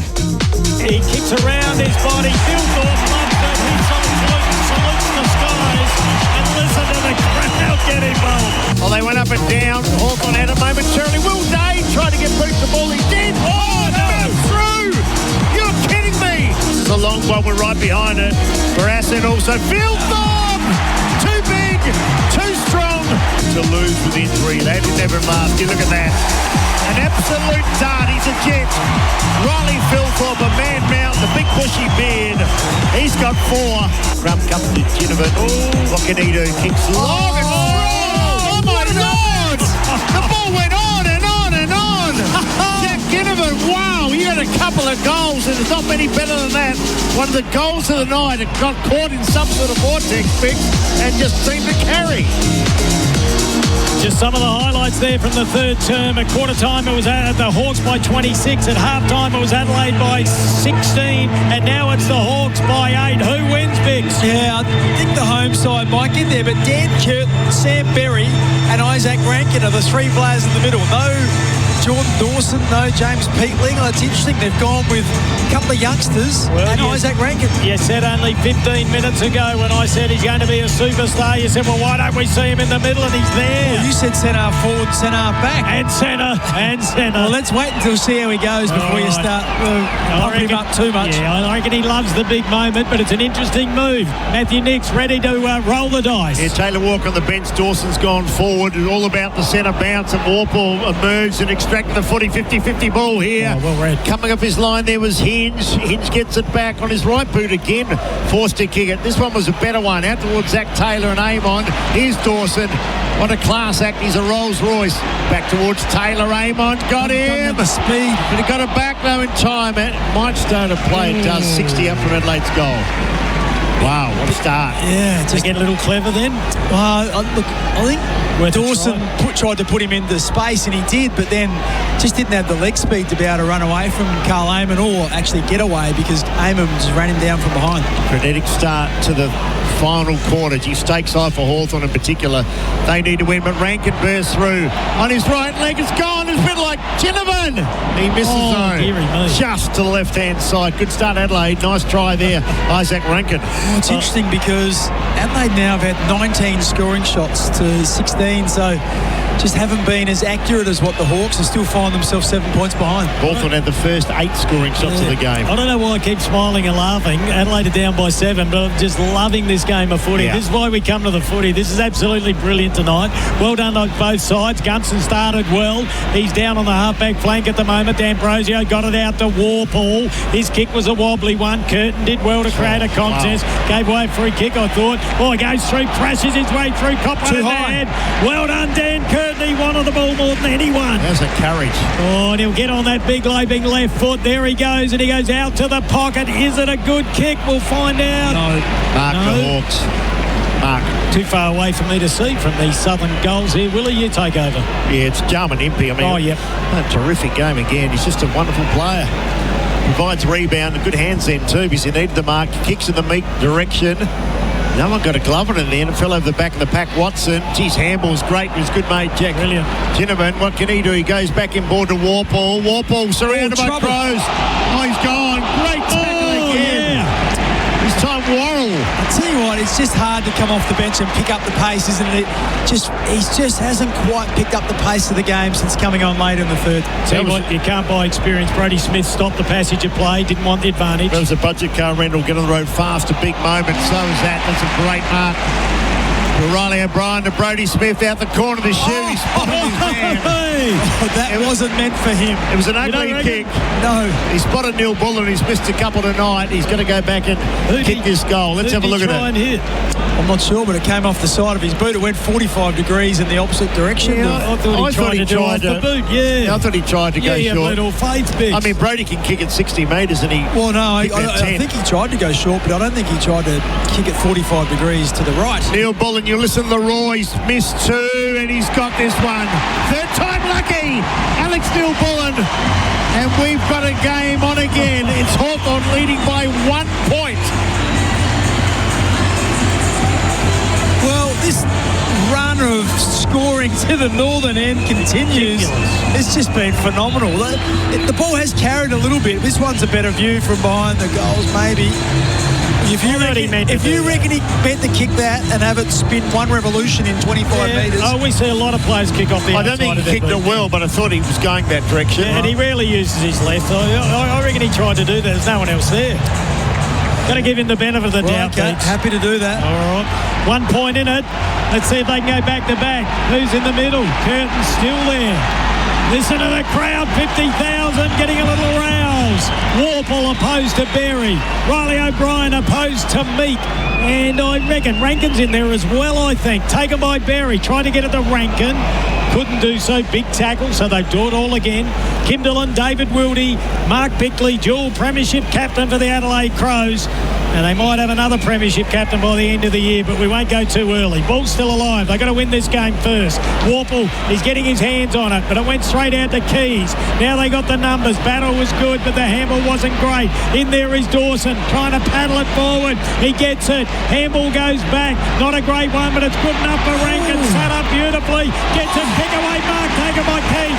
Too far out to score. They wanted 50, the crowd. I'm glad it wasn't paid. I hate that rule. And Keezy goes and he unloads, and I'm not sure if that was a good option at all. That was a dumb kick because... Yeah, I was going to use a word that started with SH. Well, he just kicked it long and tried to have a shot at goal, but it dropped him 2 metres short, and there were 3 Hawthorn players He's tried up. He's just been off tonight. He's had a great year, though, Keys. Really good year. Kick now towards marked by Lewis. He's been a quiet player. Just goes over the top, all about the bounce. Newcomb runs onto it. Runs away, or does he? Worrell almost got him again. Force the error. The tackling's been outstanding. Worrell still... I hope he hasn't had the army hurt last year. It's in a bit of pain behind the line. Keep you on him. That would be a massive story. Slow to get up. Still down. But he's getting up on his feet. Almost to mark the Hawthorn. Fogarty. He emerges, goes over the top. He's got men running towards goal. They're going to kick a goal. It's Saligo. Saligo goals. Adelaide in front. Worrell's okay. And that is one of the plays of the day. Adelaide, irresistible at the moment. End-to-end stuff. Take a bow. Josh Worrell too. Yeah, beautifully called, Willie. Kept the eyes and binoculars on Worrell. Gee, that's a nervous wait for everyone, isn't it, Bix? Just looking at that left shoulder. Yeah, it was a big tackle on Nash, who tried to break it, and he forced Nash to handball, and that's where the turnover came, and Adelaide just went the length of the ground. There's some smart play. Just kept getting it forward, soccering it, and knocking it on. And then Fogarty won a really important one-on-one, and he realised that he had 2 players running back towards goal. So instead of blazing long, he just put it out in front of Saligo. Oh, Worrell's up and about, boys. That's good news. The crowd's loving it. He's moved back to centre half back. Adelaide hit the front. They lead by 5 points on the Revo Fitness scoreboard. What a cracking game of football. It's lived up to the billing of Friday night footy. Hawthorn have not scored at the southern end. It's ridiculous. Have not scored a point or a goal. Don't give them the kiss of death, Willie. The commentator's curse, otherwise it'll happen. Ball back centre field, taken by Warple, trying to impose himself. Worrell's spoil was brilliant. Handball comes out to Millerer, held back on the give, gave it to Saligo. He puts it out looking for Dillon. Hit him on the chest for 55 picks. The crowd won 50 metres. He pushed him over after he marked it. Oh, I've seen him paid for that. The filthy plays on. He says, I can kick for 58. He launches. He hits the post. Halfway up. Wow. There's got to be a breeze. The ball's travelling 20 metres further. Oh, no, he's a man mounted. Wow. Got to kick like a mule. Adelaide lead by 6 points. He looks like Grizzly Adams. He's got a mule. Wow, that was an incredible kick. Oh, fair dinkum. How good's this? He's kicked 4 goals, the big fella tonight, 47 for the year, 48 for the year. So Hawthorn now They need to get back on the board. Could have been a free kick to Battle. It was manhandled. Battle something off the ground. Big tackle again. The tackling of Adelaide has improved out of sight. And Hims changed his mind at the last second, boy. He's nearly going to soccer that ball off the ground. Here's the replay of it.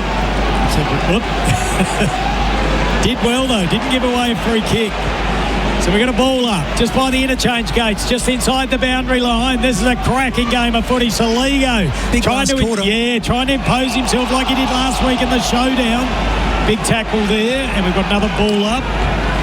Haven't believe the Hawks have not scored though this end. I know. Well, good. Let's hope it stays that way. This is Crows Nation. Ball at ground level. Saligo tried to draw a free kick. Picked up by Meek. Jammed it on his boot. Miller are in there. He's been good. In there is Bond. Sneaky little handball out to Chase Jones. Wobbly mongrel kicker might just work. Fogarty backhanded it. Won it back himself. Gave it to Neil Bullen. He's got a great footy brain and he finds all by himself. Rankin, who played on. And now confusion, 50 metres. Oh, no! Rankin didn't know what he was doing. That is criminal. It's cruel. No, it's not, because Sicily was running at him and Rankin's going, what's going on? I've marked it. Well, I reckon Rankin played on to start with, but I know you've got to wait for the umpire's call. Yeah. This is a big moment, Bix. A budget car rental big moment. Adelaide will go to a 12-point lead because he's kicking from 1 metre out directly in front.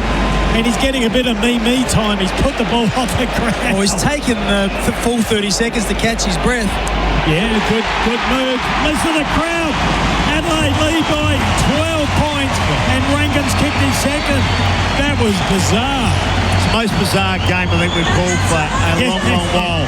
When you cannot score at one end and the conditions are perfect for footy. I'm just interested to watch this and watch why James Sicily, and this is an experienced player we're talking about. This is the captain of the club.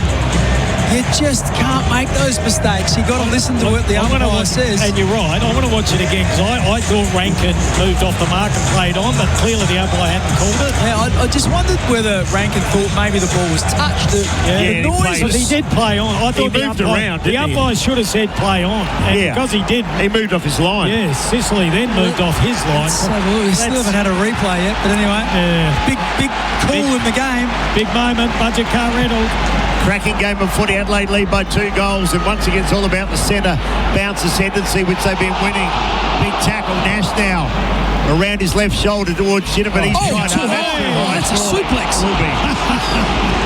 Here's a wrestling move by Bond on Ginnivan. He goes short again. Dangerous kick. Watson jumps high. And Watson marks. He marked it. What about the elevation? I reckon he was about a metre off the ground. He jumped. The vertical jump, Bix, was amazing. It was like a high jumper. Well, a year ago, boys, this bloke had the yips worse than anyone in footy. I'll tell you what. He's kicked well this year, though. Yeah. I'm not sure he's got the length. I think he'll most likely run out to the right. I reckon he'll get the carry. Yeah, going to go at his little legs, Bix. Oh, no, I'm just saying. If the ball's carrying a bit further up the other end, big kick. My dear Watson, in he comes. Southern End looking for their first score.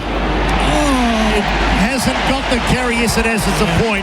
That is their first score they've scored at the Southern End all night. Might be a handy one, Bix. Margin under 2 goals. Not quite elementary, was it? No, it wasn't. Dr. Watson.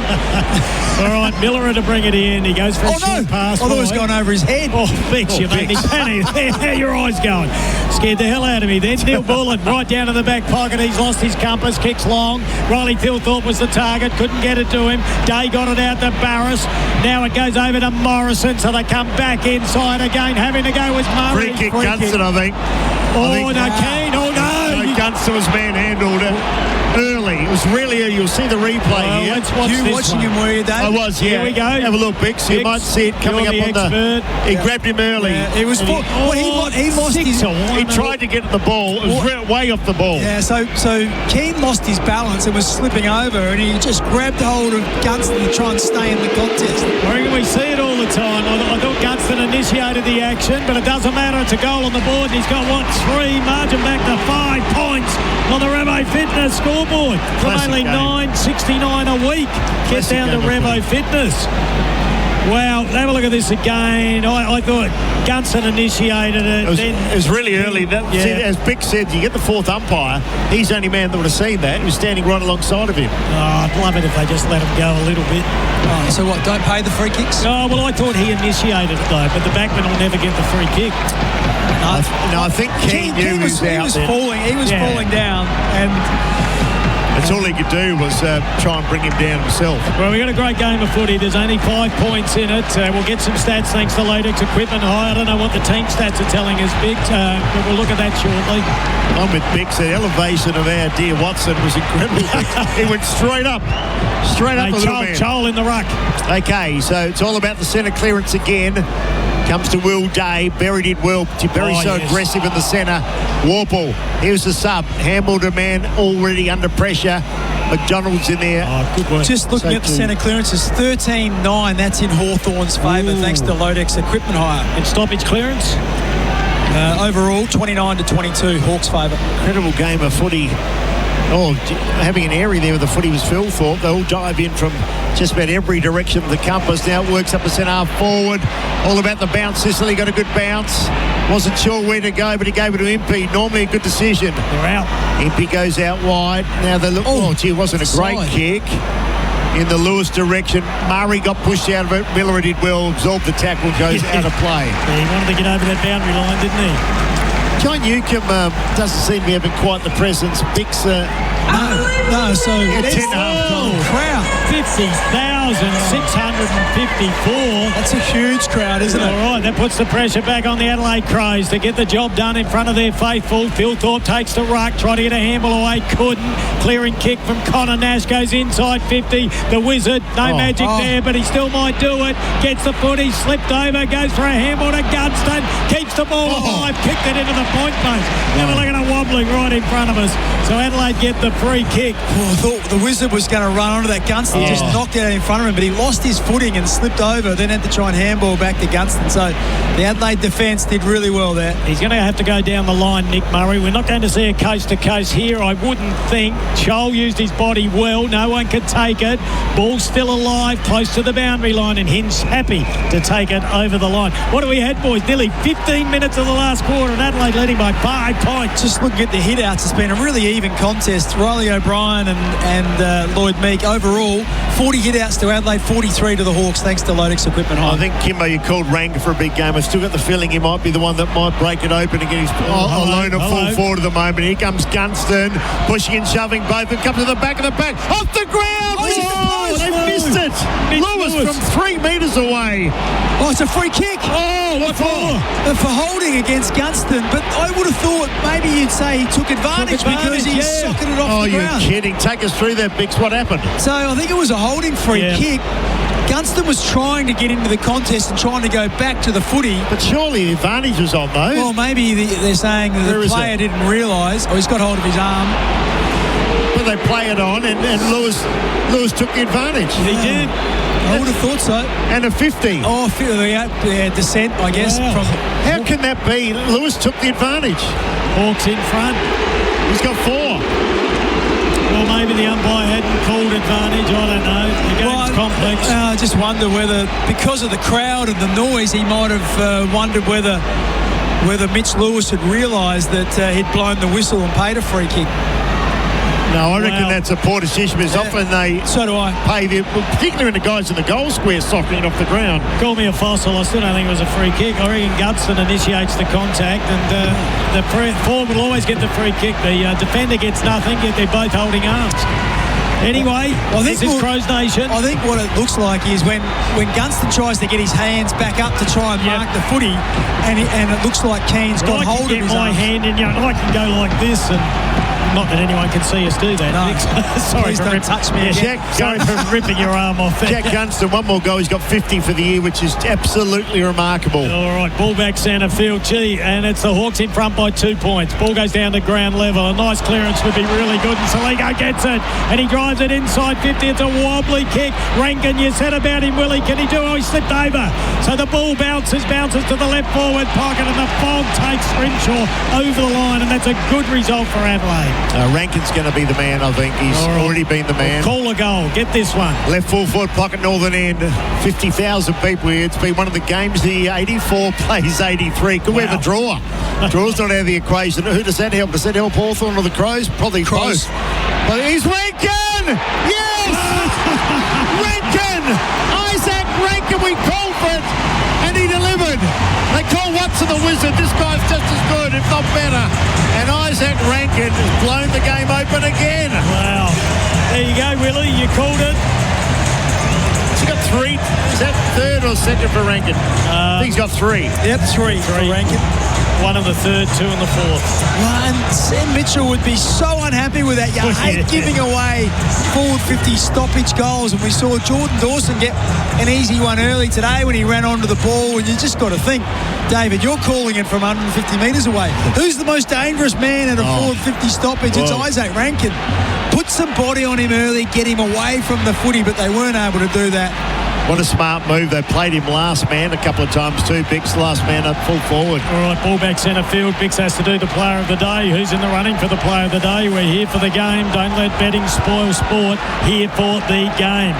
Well, nothing could spoil this game, I don't think. Adelaide leading by 4 points. Ball back centre field. Riley O'Brien had it, lost it. Meek picked it up. It's a war of attrition. Socket off the ground by Worrell was a beauty. Diving mark just dropped. That was by Peatling. Ball goes now back up the half-court. Another It's a mark. This guy's a star. Oh, he's a superstar. The ball going back and forth. Will they try and take some heat out of the game? It's not about protecting the lead. But now they go long, down the members' wing. Going up before acceptances was Dawson at the back of the pack. Eamon on his natural left. Does a mongrel floating punt to centre half. Worrell takes him again, real estate mark of the day. That's 50. Has to be.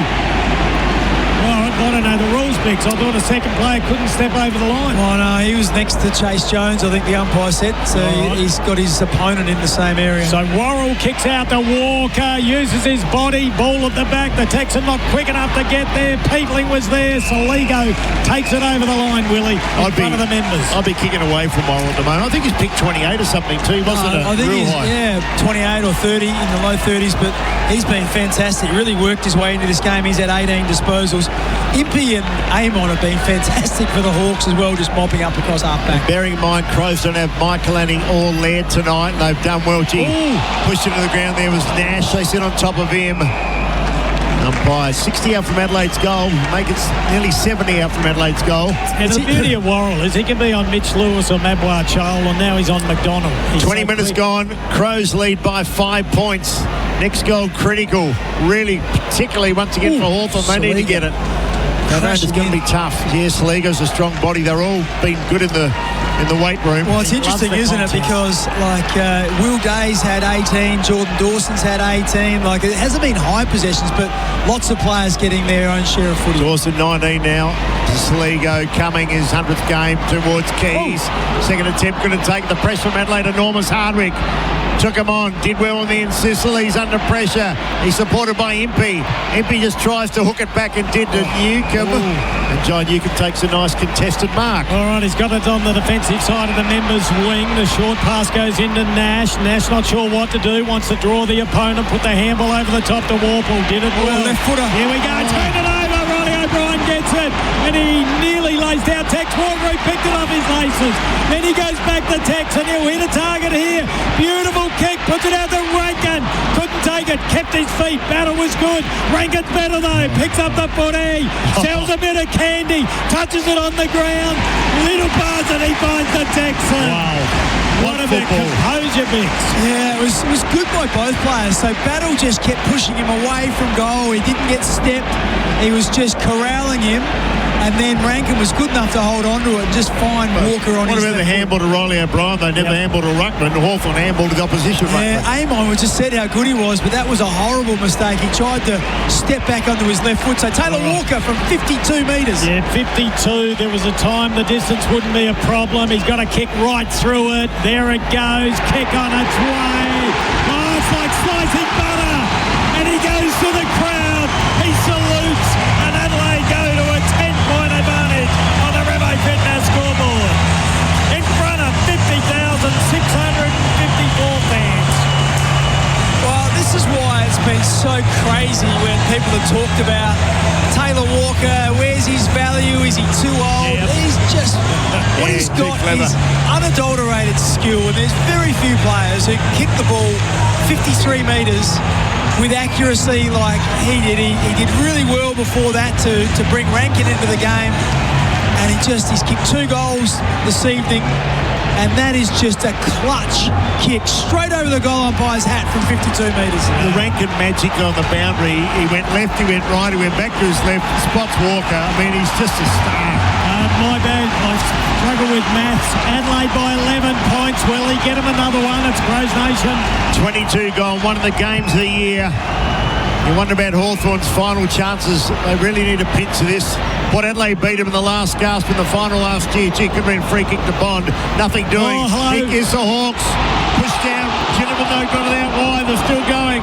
Pressure enormous. Bond did well for Sierra. Hinge now out of trouble. Diving mark. Dropped. Coming through. Chase Jones did really well. Now to Berry. Berry slips it out wide. Adelaide appear to have the answers. And Meek can't take the mark, goes out of play. Cracking game of footy, Adelaide lead. Dodged a bullet there. It looked like Dillon was running into an open goal and he decided to handball to a player who was about to get tackled. And well done to Fogarty there to back into the pack, force the ball over the boundary line. So we've got to throw in on the half-forward flank, outer side, southern end of the Adelaide Oval. Cracking game of footy. 23 and a half minutes gone. Ball went to Berry. Handballed straight to the opposing number 3 in Newcomb. Here they come, the Hawks. They won't lie down. Warrell with courage. Ball goes down to ground level. Bond is there, crashing his way through. Chase Jones. Ball still alive, only 20 metres away from goal. Gunston gets it. Over to D'Ambrosio. No, all by himself. 20 metres out. Here comes the goal. Wow. How good was that kick from Mitch Lewis? He got the ball. He was pinned up against the boundary line. Unbelievable. Didn't look at the goals. He just put it to a dangerous spot and was just hoping that one of his teammates would be patrolling that area. And D'Ambrosio, as he snapped it, I snapped my head around and looked, and there was D'Ambrosio all on his own, 20 metres out directly. He's had a great game, this lad, too. Big game. Not good for Adelaide, but how good is it that you can't go for the boundary line? The ball had to be staying in play. Listen to the crowd. He missed it! He missed it from 25 metres out. On a better than 45-degree angle. He can't believe it. Kick 1, goal 2. Pressure makes diamonds, or pressure can make you-know-what yourself. Yeah, pressure builds diamonds, but that wasn't good. Got to be better than that from 20 metres. Miller a kick, that's a better kick. Finds Chase Jones. Adelaide, that's growing before our eyes. They've been outstanding this year. And he had 8 wins last year. Fogarty played on outside. The umpire was there but didn't call him. Sicily got the ball to ground. One more you think will do it. Here they go. Taylor off the side of his shoe and to Taylor Walker. Zach Taylor to Taylor Walker. And the big fella can go back, soak up seconds, and just about ice the game if he kicks truly. How many's Texan got? 2 goals, 1 Taylor Walker. Adelaide, if he kicks this, I think it's game if he kicks this. It gets him to 100 points. And you know that rule. 98.6% of the time, the team that gets to 100 points first wins the game. This guy's had Does he kick it? He's had an incredible year, and he's just as good now as he was 6 or 7 years ago. Walker. You hear the roar if he kicks it. Look at that. Look at that! Taylor Walker! You are a star! Oh, my goodness. You might be an aging star, but you're still a star. He puts his hands to the crowd. Big smile on his face. He's done it 1,000,000 times, or well over 600 times. And Adelaide, you'd have to think, are home. Yeah, they're 16 points up on the Revo Fitness scoreboard. Bix, take us through that. He was on the boundary line when he kicked it. Well, look, yeah, he's about 1 metre inside the boundary line. On the wrong side for a right footer. But just the poise, the composure. First of all, it was a good kick by Zach Taylor to get it to him. He goes back. He takes 30 seconds off the clock. He goes through his routine. He kicked it from 49. And that was just perfect. The goal umpire just arched his head back and watched it sail over his head.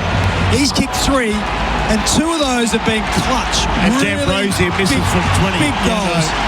Yeah, and that's the moment Hawthorn will be looking at. The D'Ambrosio missed goal. He could have taken it back to 5 points. Now Adelaide lead by 16. It's a free kick. It's umpire contact against John Newcomb. He knocked the umpire over. All right, well picked up, Bix. That's why you're our expert. Thanks to Lumo Energy. Probably $1,500 as well, I would think.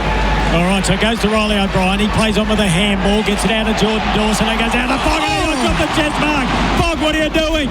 Kept it in play. Where's Walker? Gets punched away from him. Ball close to the boundary line. Impey kept it in. Gave it to Battle. Battle comes back. The mark will be taken by Dawson. Oh, he dropped it. Ginnivan gets a handball. Adelaide had the numbers, though. In there again is Day. That was really good to Warple, but he was wrapped up in a tackle. Couldn't get the kick away. Adelaide are manic, but they've given away a free kick, and that was Hugh Bond. They play on quickly now, the Hawks. Oh. Not a lot of time left in this game. They need to score. They need to do it quickly. Neil Bullen did really well, scurrying away those berries. As said, he's another player. Taylor Walker has wound the clock back. Outstanding last quarter. Puts it in the pocket. Can they get another mark? Keys went after it. Can't do much with it. Gets pushed out of it. Hawthorn tried to clear. Scrimshaw goes back. Now to Impey. Impey finds Ginnivan. You never knock Kesey's endeavour, but it hasn't happened for him today. He's worked hard, though. Ball comes out to D'Ambrosio. All right, we're 28 minutes in. Oh, look at Worrell come off his man. Oh, big double fister. Beautiful spoil. Ball comes down. Strong tackle there. Adelaide are going crazy at the moment. They got a taste for the contest. Curtin was like a beast. He went into beast mode.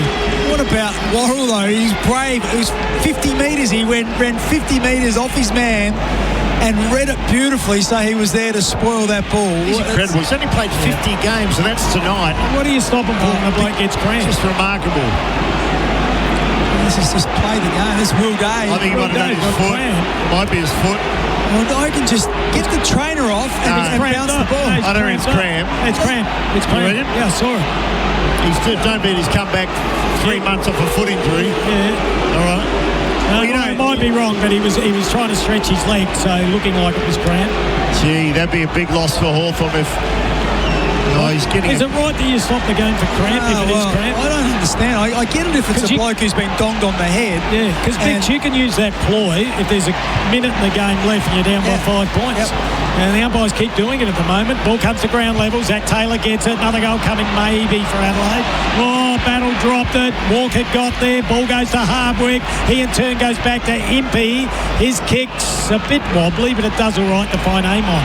Carl Amon in a 15-minute penalty. They've got to score here, Hawthorn. So that's Miller's second 50-metre penalty. So Amon almost run to the 50. Now they stand the mark. Isaac Cumming. High kick straight to the man. They made some elementary errors. D'Ambrosio, he made a really bad one 10 minutes ago. Here come the Hawks. Scrimshaw. And they find Gunston. Well, he's been outstanding. They have to kick 3 in 3 minutes, really, to win the game. He's been outstanding. This will be number 5 if he kicks this. He's run straight back to his mark. So Gunston now, kick on the way. He's missed, and Hawthorn's hopes go down the gurgler too. 101 to 86, and there's 2:52 left on the clock. Alrighty, so what have we got? 15 points. This been a cracking game of footy.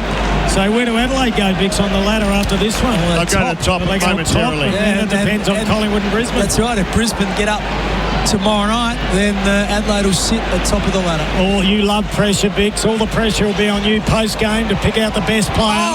Phil Thorpe, the game real estate mark of the day. That was a beauty. Well, he's been fantastic, hasn't he, as well? He's kicked 4 goals tonight, been great. He's a beauty. Adelaide trying to chip the ball around now, out to Zachy Taylor. He'd be hanging on for dear life for his posse, wouldn't he? Well, he started off a bit wobbly. He's had a really good last quarter. Went back to Phil Thorpe. City Draper's playing well. Nankervis is playing well. Crouch is playing well. Rochelle, if he's fit. Funny old kick, an awful kick from Phil Thorpe. Goes down the half-forward flank. Curtin took it. Handball over the top of head. Found Dawson. Miller with a bit of magic. Yeah, don't argue and he's gone. Yeah, you don't take on Warple. Well, he did the first bit. It was brilliant, but then ran straight into a brick wall. Well, they're going to roll the dice now. They're going to just keep attacking, and that's what they do. They just saw the replay on the screen. Adelaide not happy with it. Ball comes out, taken by Ginnivan. Take it over, Willie. So he's 55 out from goal. Kicks to the head of the square. Comes Sicily from the side. But once again, this time was coming. It wasn't Keane, it was coming. Chase Jones there as well. So Sam Mitchell's gone to the old bag of tricks. Well, a little bit late for that.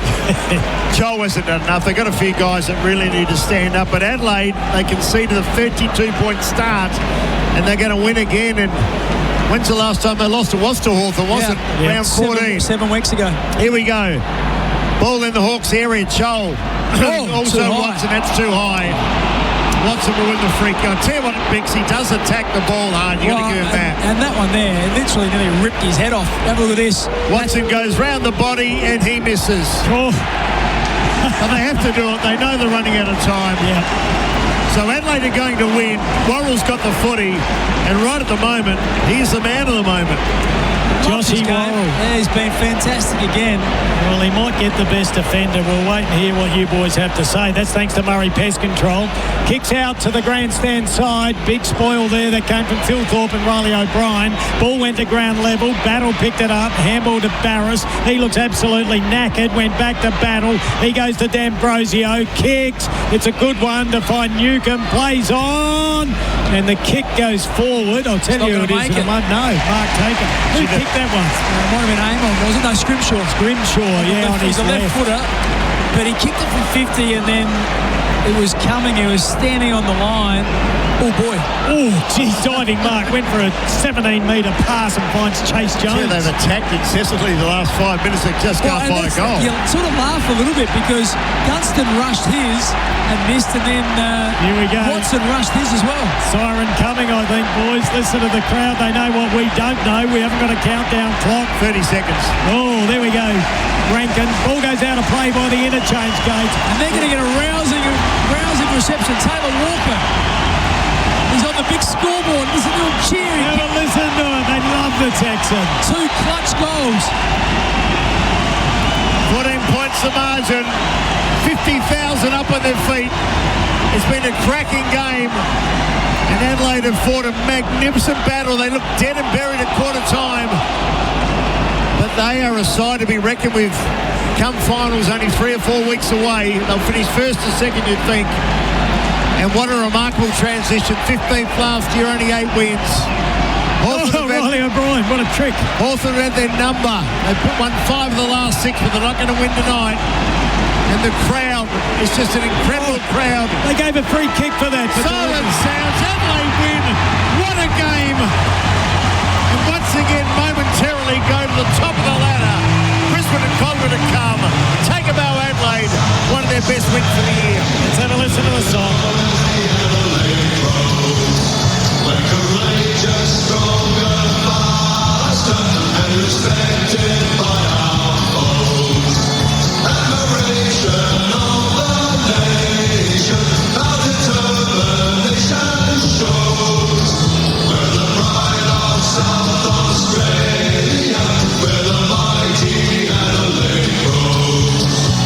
All right, we've got a little bit to get through. The final score's 15-11, 101 to 13-9, 87.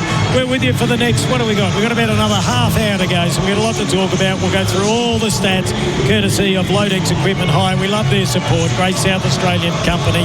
This is Crows Nation. Mark Bickley's here, thanks to Lumo Energy. Switch to 100% Australian-owned Lumo Energy. We'll go down to the ground as well, and we'll have a listen to one of the players. But Bix will defer to you because you're the guru, and that's probably how you like to win some games, isn't it? Right, well, look, nothing like being challenged and then being able to respond and then be challenged again and then find another solution to that and then push right to the end. But it was Taylor Walker whose clutch finishing kicked the last 2 goals of the game, both from 50 metres, tight angles, just absolutely phenomenal. We'll go down to the ground now. We'll have a listen to Isaac Cumming. In his 100th game tonight is Isaac Cumming. Jeez, what can you say? 50,000 people in their house tonight, and I tell you what, we go back to top of the ladder tonight. Oh, mate, I'm honestly lost for words. I'll remember this night forever. I can tell you that much, and I wish I could honestly thank every single person right to their face. Thank you so much for coming out. You're unbelievable tonight. Huge, mate. 50,000. Have a listen to them. They've been going all night. It's been huge. And it's been we'll get to the game, mate, but it's been a huge week for you personally with your fiancé as well. So big congratulations from everyone at the Adelaide Footy Club. Thank you very much, mate. It has been one of the best weeks of my life, to be honest. And that was a cherry on top.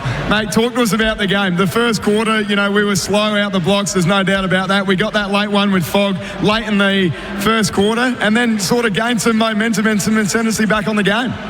Yeah, I think we just sort of took a while to wake up. I think they were unbelievable for that first 30 minutes. And, we got going. It was a bit of a reality check. But, once we get momentum like that and once the crowd gets involved, it's so hard to stop. And, geez, it's fun to play in. Absolutely, mate. Friday Night Lights, your 100th game, 50,000 people, mate. Have you got a word for the crowd out there, the wonderful Adelaide Crows fans? Oh, honestly, I love yous all. Keep enjoying your Friday night. Go big tonight. Have a long weekend if you want. I like it, mate. Congratulations to you and well done. Thank you very much. Bit of Jeff Fennick there, boys. I love you all, but it is significant. If you thought he was putting a bit of mayo on it, like Broken Hill boy goes to GWS, probably Bix pays him, 6,000-7,000 people at the home games at Indy Stadium. Even maybe a touch more, and when you play some bigger games in Melbourne, maybe against the Collingwoods and the Essendons, you might get a few more than that, maybe 30 or 40, but this is a huge crowd and I guess a stadium that is 95% supporting one team, so he wouldn't have had that sort of rabid following like we saw tonight. I reckon the Western Bulldogs be supporting Adelaide tonight too, Bix. This is one of the teams they can perhaps oust. They also got the Giants who could be in a bit of doubt, but hey, they were brave tonight. The Hawthorn's first quarter was as good as we've seen pretty well all year, but they could not score at the southern end. It was just like there's a big goalkeeper's net there. We just want to go through there.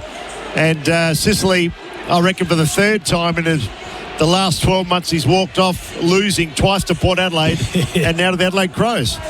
Yeah, they were brave as well. They came out and they got out of the blocks and they really did put Adelaide under pressure and put that ascendancy on the scoreboard. What did they get? 32 points in front in the first quarter. Wow.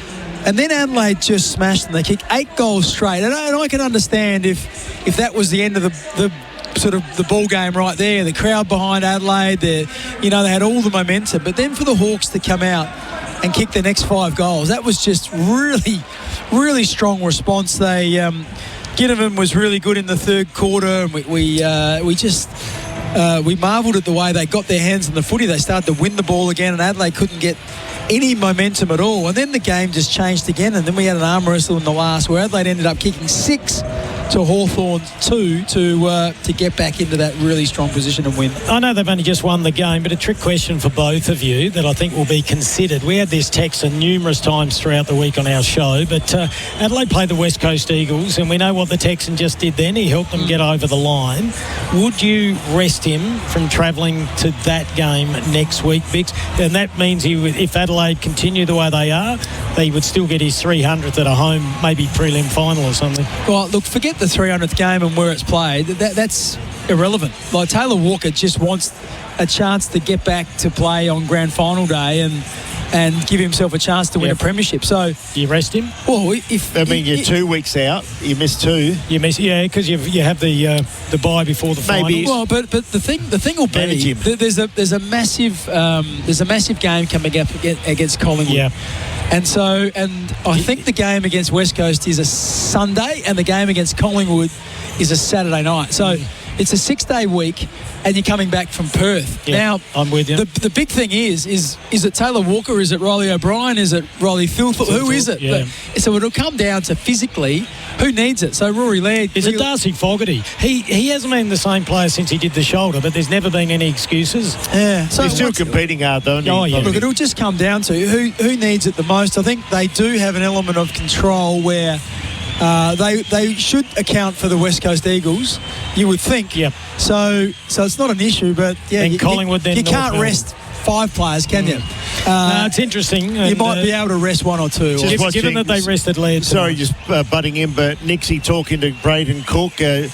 Cookie only had the one possession. He'd be happy as his teammates, but it's a bad feeling when you think you've let him down. And Nixie's been with him for 4 or 5 minutes having a chat. So Yeah. The lad can play, just wasn't his night. Well, he may have burned his opportunity. Well, look, once again, I think if there's the potential to manage 2 or 3 players next week, he probably gets that opportunity again, I suspect. Would you like another look at City Draper? I would have loved a look at Lachlan McAndrew. I would have, like, Adelaide... Right now, Lachlan McAndrew was injured last week. He injured his jaw. He's out for a month. So Adelaide don't have a backup ruckman. Oh, yeah. The workload on Riley O'Brien has been enormous. And you wouldn't risk the big filthy as the number 1 ruckman, would you? Well, I don't know what you would do. You might have to play... I know you've got Toby Murray, but he's only just come back from a long-term injury, 14 weeks out. He's played 1 game. Bix, what are you hearing about Rochelle and Michelini? Michelini ready for the first final? Well, who would know? It's his first really serious hamstring. Was it quite a serious one? 4 to 6 weeks is a serious hamstring. And Rochelle was interesting because he did a posterior cruciate and he was listed as 6 to 8, and that was about 4 weeks ago. But I noticed in the Adelaide's injury list he's just got TBC. To be confirmed. There's no time frame at all on that. So you just... And the tendon injuries are really tricky because they're very slow to heal. So would you rush him into a final when he haven't played for 2 months? I don't think. Probably not. I wouldn't have thought so. But anyway, look, he's definitely in their best side. But, yeah, you just got to get him fit. And that's the other thing. I don't think you really want to be having a week where you may be playing a final, bringing 2 players back that haven't played for 6 or 8 or 10 weeks. And so that's the balancing act that you've got. Bix, we often talk about why Adelaide improved. You could just about go through the whole side and say they've improved. And then, of course, you've got the recruits as well. The 3 boys that came across have been outstanding. Miller hardly played last year. Phil Thorpe hardly played last year. Worrell missed a lot of footy. And they've all played Rankin missed footy. A lot of footy Rankin missed it. They've all played consistently. So just hopefully they don't cop a couple of nasty injuries just before the finals. Yeah, and that's probably been the big difference. If you say 3 or 4 players missed a lot of games through injury, then you add the 3 players as well. So what you've effectively done is your bottom 7 players have been forced out of the side, and that just gives you that really even spread. Let's go down to the rooms. I reckon they'll sing this song with a little bit of gusto.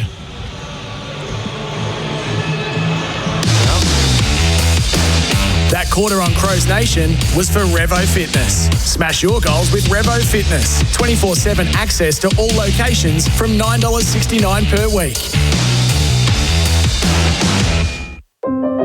Hidden Gems of Melbourne. Prince Wine Store in Bank Street, South Melbourne.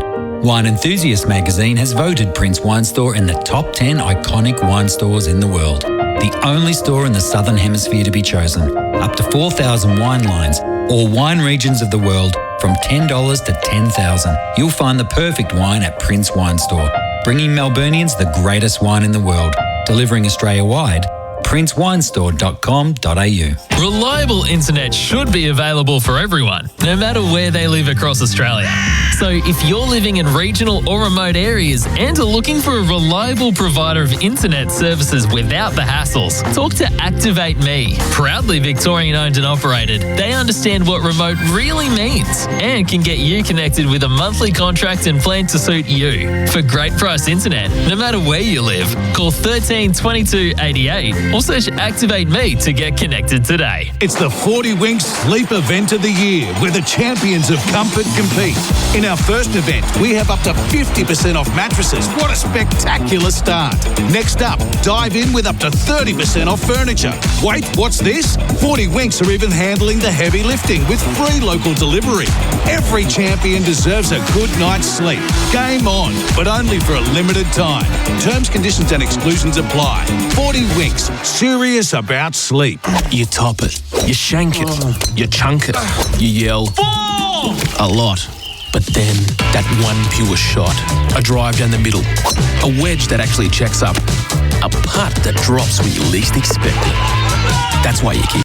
Yeah, well, I haven't been kicking it that well, Abby, so to be able to kick a couple late was very pleasing, and, I'm just a recipient of what happens up the ground. I thought, it was a great battle through the midfield. They've got some absolute guns in there, and the boys down back were outstanding as well. So we're just on the end of some good work up the ground, but it was nice to be able to kick a couple through the big sticks. Just quickly, how hungry are you for success at this footy club? I mean, you've been through so much, the good, the bad, tragedy, heartbreak in grand finals. How much would it mean to you to, we won't say the F word, word, yes, with finals, but to have success with this club? Every player wants to have success, and I'm no different to every other player. And as I said previously, it's been challenging the last 7 or 8 years, and now we've put ourselves in a position to be able to play later in the year. Anything can happen. We're in good form. The boys that have come in are playing some really good footy as well. Hugh Bond tonight was outstanding. We just got to keep showing up, and who knows. Thank you, Abby. So Taylor Walker, 3 goals on the night, so he's got 34 for the season. Phil Thorpe, he kicked 4 for the night, so he's got 48 goals for the season. Keys didn't add, but he's got 31. And then you can add to that Darcy Fogarty, who's now got 36 with his 1 I think tonight. you came up with the best quote of the night. This game was full of violent swings. It was, wasn't it? It was. Like, it was just, whenever you thought something was going to happen, the other thing happened. And I have a few friends that barrack for Hawthorn, and I've got messages through the night, this is ridiculous. Then all of a sudden, how good's this? Like half an hour later. They live it. Chocolates to boiled lollies, back to chocolates to boiled lollies, and in the end there was Arnott's barbecue shapes. That's it. It's the beauty of sport. Yeah, and in the end, Mark Keane was ranked 8th best on. He had 101 points at half-time. He ended up with 102. That's a good number for a half-backer. He's had 1 point in the second half. And Mark Keane point. Mark Keane joins us now in the rooms. Speak 101 with He did give away a few kicks in the last 3 kicks. Geez. Final scores here as we go to a break at Adelaide Oval in front of a sellout crowd of 50,654. The Adelaide Crows 15-11-101 knocked over the Hawks by 14 points, 13-9-87. We're going to take a break. When we come back, we'll go through all the awards for the night with one of the legends of the game, Dermot Brereton. That quarter on AFL Nation was for Tyre Power. Power up sale now on. Get the power with your trusted tyre experts. Tyre Power. The Big Arch has arrived at Macca's. 2 100% Aussie beef patties, 3 layers of cheese and tangy Big Arch sauce. It's big. New Big Arch for big Macca's hunger. Available after 10:30am. G'day, it's the Ox. If you have a family member, friend or work colleague struggling with addiction and you don't know what to do, call Cheryl at MyHab on 1300 190 370. She'll answer every question you have and find the right path to recovery. See myhab.com.au. Where style meets safety, you'll find the new Isuzu MU-X SUV. With Isuzu's intelligent driver assistance system and up to 3.5-ton towing, all backed by Isuzu Ute Service Plus program, the Isuzu MU-X is an SUV you can truly count on. The confidence is yours for the taking. Own it in the new 7-seat Isuzu MU-X SUV. Visit your local Isuzu Ute dealer today. T's and C's apply.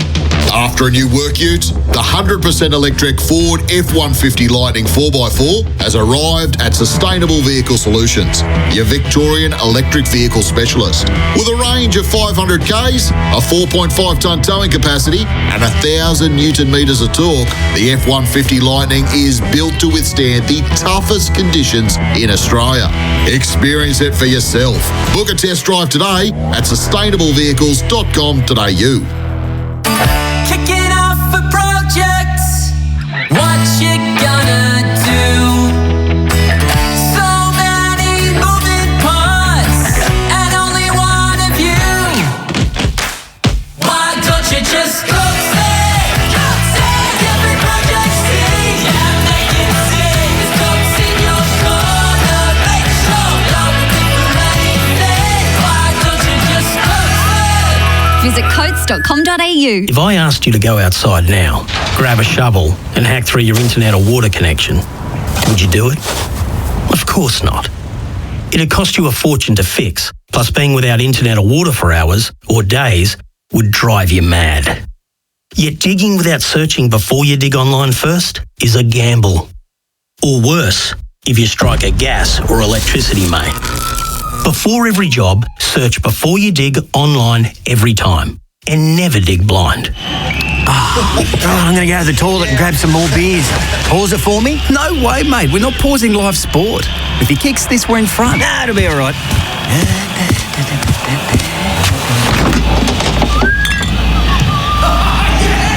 Oh, what? Oh, no! it? Come on, mate. You got to rewind it, please. Oh, not a chance, mate. You can catch it on the highlights reel. You won't miss a moment if you drink wise. Ozito brushless home and garden power tools are built to work. Tough isn't something you just claim. It's something you prove. It's about handling the hard, repetitive stuff without giving up. Testing what you're made of and what you're working with. When it comes to doing tough jobs around the home, do it yourself. Ozito brushless power tools. Do you? Only at Bunnings Warehouse. Sick of dealing with overseas call centres? Mate is your 100% Australian-owned internet and mobile provider, where you'll always speak to a real Aussie when you need help. No language barriers, no frustrating transfers, just straight-up local service and great value. No contracts, no nonsense. Just mates looking after mates. Choose a provider you can trust like a mate. Visit letsbemates.com.au or search Mate online to find out more. You're listening to AFL Nation for Elders. Looking for an agent you can rely on? Trust the team at Elders Real Estate and 4 and 20 pies. You can't have footy without a 4 and 20 pie. The final score here at Adelaide Oval, the Crows 15-11-101, 14-point winners over Hawthorn 13-9-87, despite the fact that Hawthorn kicked the first 5 goals of the game. All is not lost because I'm munching on beautiful South Australian Hague's chocolate. Where'd you get that from? I bought it this afternoon. In Rundle Mall? Yes. I walked past that. And quite an experience walking through Rundle Mall, let me tell you. I did look at that. We didn't expect you to share any with us anyway, Quarters. Yeah. Finey's back in Melbourne. I wonder what the Hawthorn fans are thinking tonight. Finey, welcome. G'day, folks. First of all, hey, Derm. First of all, great commentary. I just want to read a text that's just come through. That was the best overall commentary effort by SEN tonight. You typified the game so well. Just loved it. Hope the message makes it through. Well, it has. Especially to Derm for hoisting it honest, raw. It says Derm's swearing, but... I did one. He did swear. Sorry about that. I thought it was facetious when you started then because that was the best commentary tonight. We're the only ones on tonight, comparatively speaking. But it was a great game. They were bloody good, Finey. They had it taken away from... That was Hawthorn's. I still stand by that. That was Hawthorn's best quarter of pressure football for the year, and the Crows ate it up and took it on in the second quarter and dominated it. It was brilliant, and then they had to find again in the last quarter because Hawthorn did it again in the third quarter. I'll tell you what, when a footy nerd like me looks back at this game in 20 years on AFL tables, they'll be wondering what sort of hurricane hit Adelaide on this very night, because just unusually it was all at one end, as we know. Derby, you did a piece of commentary in that last quarter that I thought was bewildering, and it turned out to be brilliant. When Ambrosio missed that goal, which was vital, you said, if Adelaide take the ball forward, get it into their forward 50, they will ice this game. And I thought, hang on, they've got the ball as far away from goal as humanly possible. But you were spot on. They made that transfer. You obviously, in watching the game, knew that when they transitioned out of the back line, they are probably at their most dangerous, and that's exactly what happened. It was a great kick by Taylor Walker, and they won the game. So the way the trend of the game was, whoever got the ball into their forward line, they had repeat entries and they were the ones to score. So the only chance you've got, the best chance you've got, is when you can consider how you use the ball from a kick in. And if you can get it to the other end with that slender lead they had at that stage, they got the chance to reverse the tables and have counter-attack after counter-attack. So, yeah, you just felt that was the way the game was going to be played then. Yeah, but they were the better team for more of the night tonight. So, yeah, thoroughly deserved it. They took Hawthorn's best shot and came back, bounced off the ropes and threw their own. Hey, Finey, we're running short of time. Sure. So the number to ring to speak to you tonight is, of course... 1300. Was it 736, Finey? I hope so, because that'd be the second week in a row that the person introducing me didn't know the phone number, but you've got... Was that right? You have got it it. was right. Yeah. You That's have just got from it listening. spot I've on. never called it. Or, of course, 0433 90 11 16 if you want to text in. So You've texted in, Dermy, so you know that one. I know the text one. Now, tell us, just while Quarter says he's just had some Hague's chocolate. yeah, Speaking beautiful. of the subject of eating, is Peaky in there tonight? No, he's probably still halfway through one of those old footy dogs, but he's on top of the world because he didn't add with Matt Hill. And for him, that is a career highlight. So we'll be talking about that tonight. Thanks, Viney. He's a star. Thanks, boys. Go ahead, Viney. In about 12 minutes, we'll be on. So we've got to go through the categories.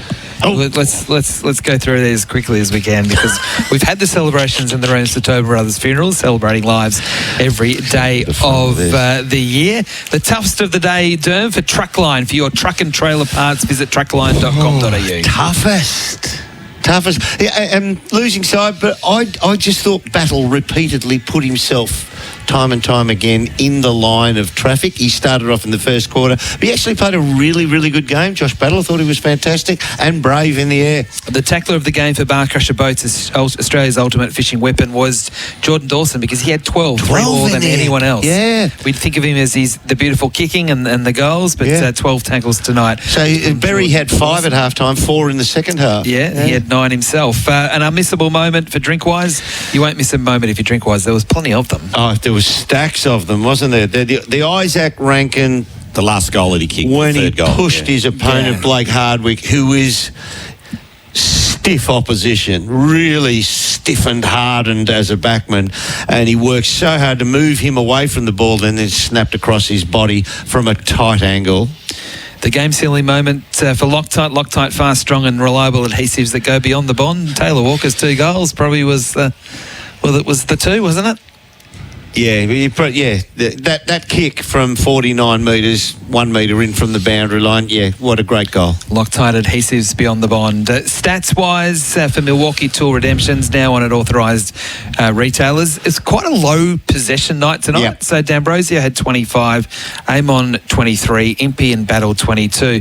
Adelaide's leading disposal winner was Dawson with 21. Is that right? Keane 21 and Curtin 20 and Worrell 20. That's a good call for a backman. 21. Oh, your man, Mark Keane. Hey, should be in the votes, of course, a little bit later on. Tell you what's an interesting stat. Wildy, 19 possessions, 15 contested. Yeah. He sort of ran out of steam, didn't he? Yeah, and he got cramped. So, I mean, for one horrible moment, we all thought that maybe the navicular had collapsed, but it looks like it's cramped, which is a great result for Will. I don't know why we need to stop the game for. No, we shouldn't be stopping the game. It just that's like having an injury time. It gave Hawthorn a huge advantage. Yeah, absolutely. Yeah, and it was wrong. You got cramp, bad luck. All right, got to whiz through these. Ben Lyons been big on this. Power play rankings for Red Energy for 100% Australian electricity and gas. Dawson 125, Meek 107, O'Brien 96. How can you have 2 ruckmen against each other? Second and third on the rankings. That just means that hit-outs... go on. Switch to Red Energy. What was the key matchup tonight for Seek? For the best job matches, download the Seek app. Well, it was a ring-a-rosy key matchup. It was Dawson against Day, and Day had held the whip hand first quarter. Dawson held the whip hand second quarter, and thereafter he was able to get a little bit freer of Wildy, and they kind of mixed and matched through there. But that was a pivotal battle between the two of them in the first 2 quarters. Who ran the most kilometres tonight for OMF? Sleep deeper, recover faster, perform stronger, wake up refreshed, energised and ready to dominate every day. It was Alex Neil-Bullen. This is the highest number I can remember. 16.6. Dillon Bullen 16.3, Battle 16. We don't usually get one in the 16s. It's usually sort of 14s or 15s. No, but these days, they run more at the top end these days. Yeah. But I can remember Shane Crawford, Nathan Buckley, they're running 19 to 21. Crawford would have been plus 20. Yeah, they're running 19 to 21. But these guys run, and those blokes, when they were running 20, they're getting like 900 at sprint. Yeah. These blokes are getting 1.5 kilometres. The record since they were covering it is Tom Scully with 18.9. Yes, since they were covering it with this way, back of their jumpers. But when they used to plot them from upstairs without the computer, they used to have them up at 19 to 20. All right, we've got a couple of minutes left. Forever Young Player of the Night for Tobin Brothers Funeral. Celebrating He's got to give it a text, with his kicking. Category wins tonight. The breakout player tonight for Australian Outdoor Living, bringing backyard dreams to life. Is Dan Curtin still a breakout player? No, he was pretty good too with contested footy. Yeah. Coming late for the rising star now. His ability to win the ball aerially in the middle of the ground was quite important for the Adelaide Crows. Yeah. Australian Outdoor Living is our breakout player tonight. Who are you going for, Quarters? Best defender of the game for Athena Homeloans. Absolute no-brainer. Who wears number 48 for the Adelaide Crows. You are off your rocker. Well done, Mark King. Is that 5 kicked on in, Quarters? I'm having... Okay, no, I'm not... That's your job. Who's the best defender? I was just having a bit of fun. I would say Worrell. Yeah, no, he was good. He had a big last quarter, didn't he? He came when it really mattered. Big moments with Smothers. But he still did. He didn't get a lot of possession in the first 3 quarters, but he did enough. The chase down on Nash turnover goal, at a vital moment of the contest early in the last quarter, that was huge. And I'd put Sicily up there as well. I mean, the Adelaide Crows ended up trying to tag him out of it as a defender. All right, votes now. This is very important. We've got about 30 seconds to go for the player of the night for the Adviso Group. Don't drop the ball on insurance. Contact Adviso Group. Number 40. No. I will go Jordan Dawson, 3 votes. Ooh. Yeah, I thought he was amazing. And for the first time ever, I'm going to go his opponent. Wildy, 2 votes. Yeah. And because he could get the ball through the goals, I'm going to go Riley Thilthorpe in that second quarter as well. Was, only 4 possessions, I think, that quarter, but some towering marks. Yeah. All right, 3 for Dawson, 2 for Day, 1 for Thilthorpe. Adelaide 15-11-101, defeating Hawthorn 13-9-87. Music's playing. We've done it. We got there. On to the MCG tomorrow night. We would. On to the MCG tomorrow night. I've got to go to the Docklands first for Melbourne and West Coast. Oh, good luck with that one. I'll need it. Enjoy the rest of your night, everybody. See you, boys. Thank you.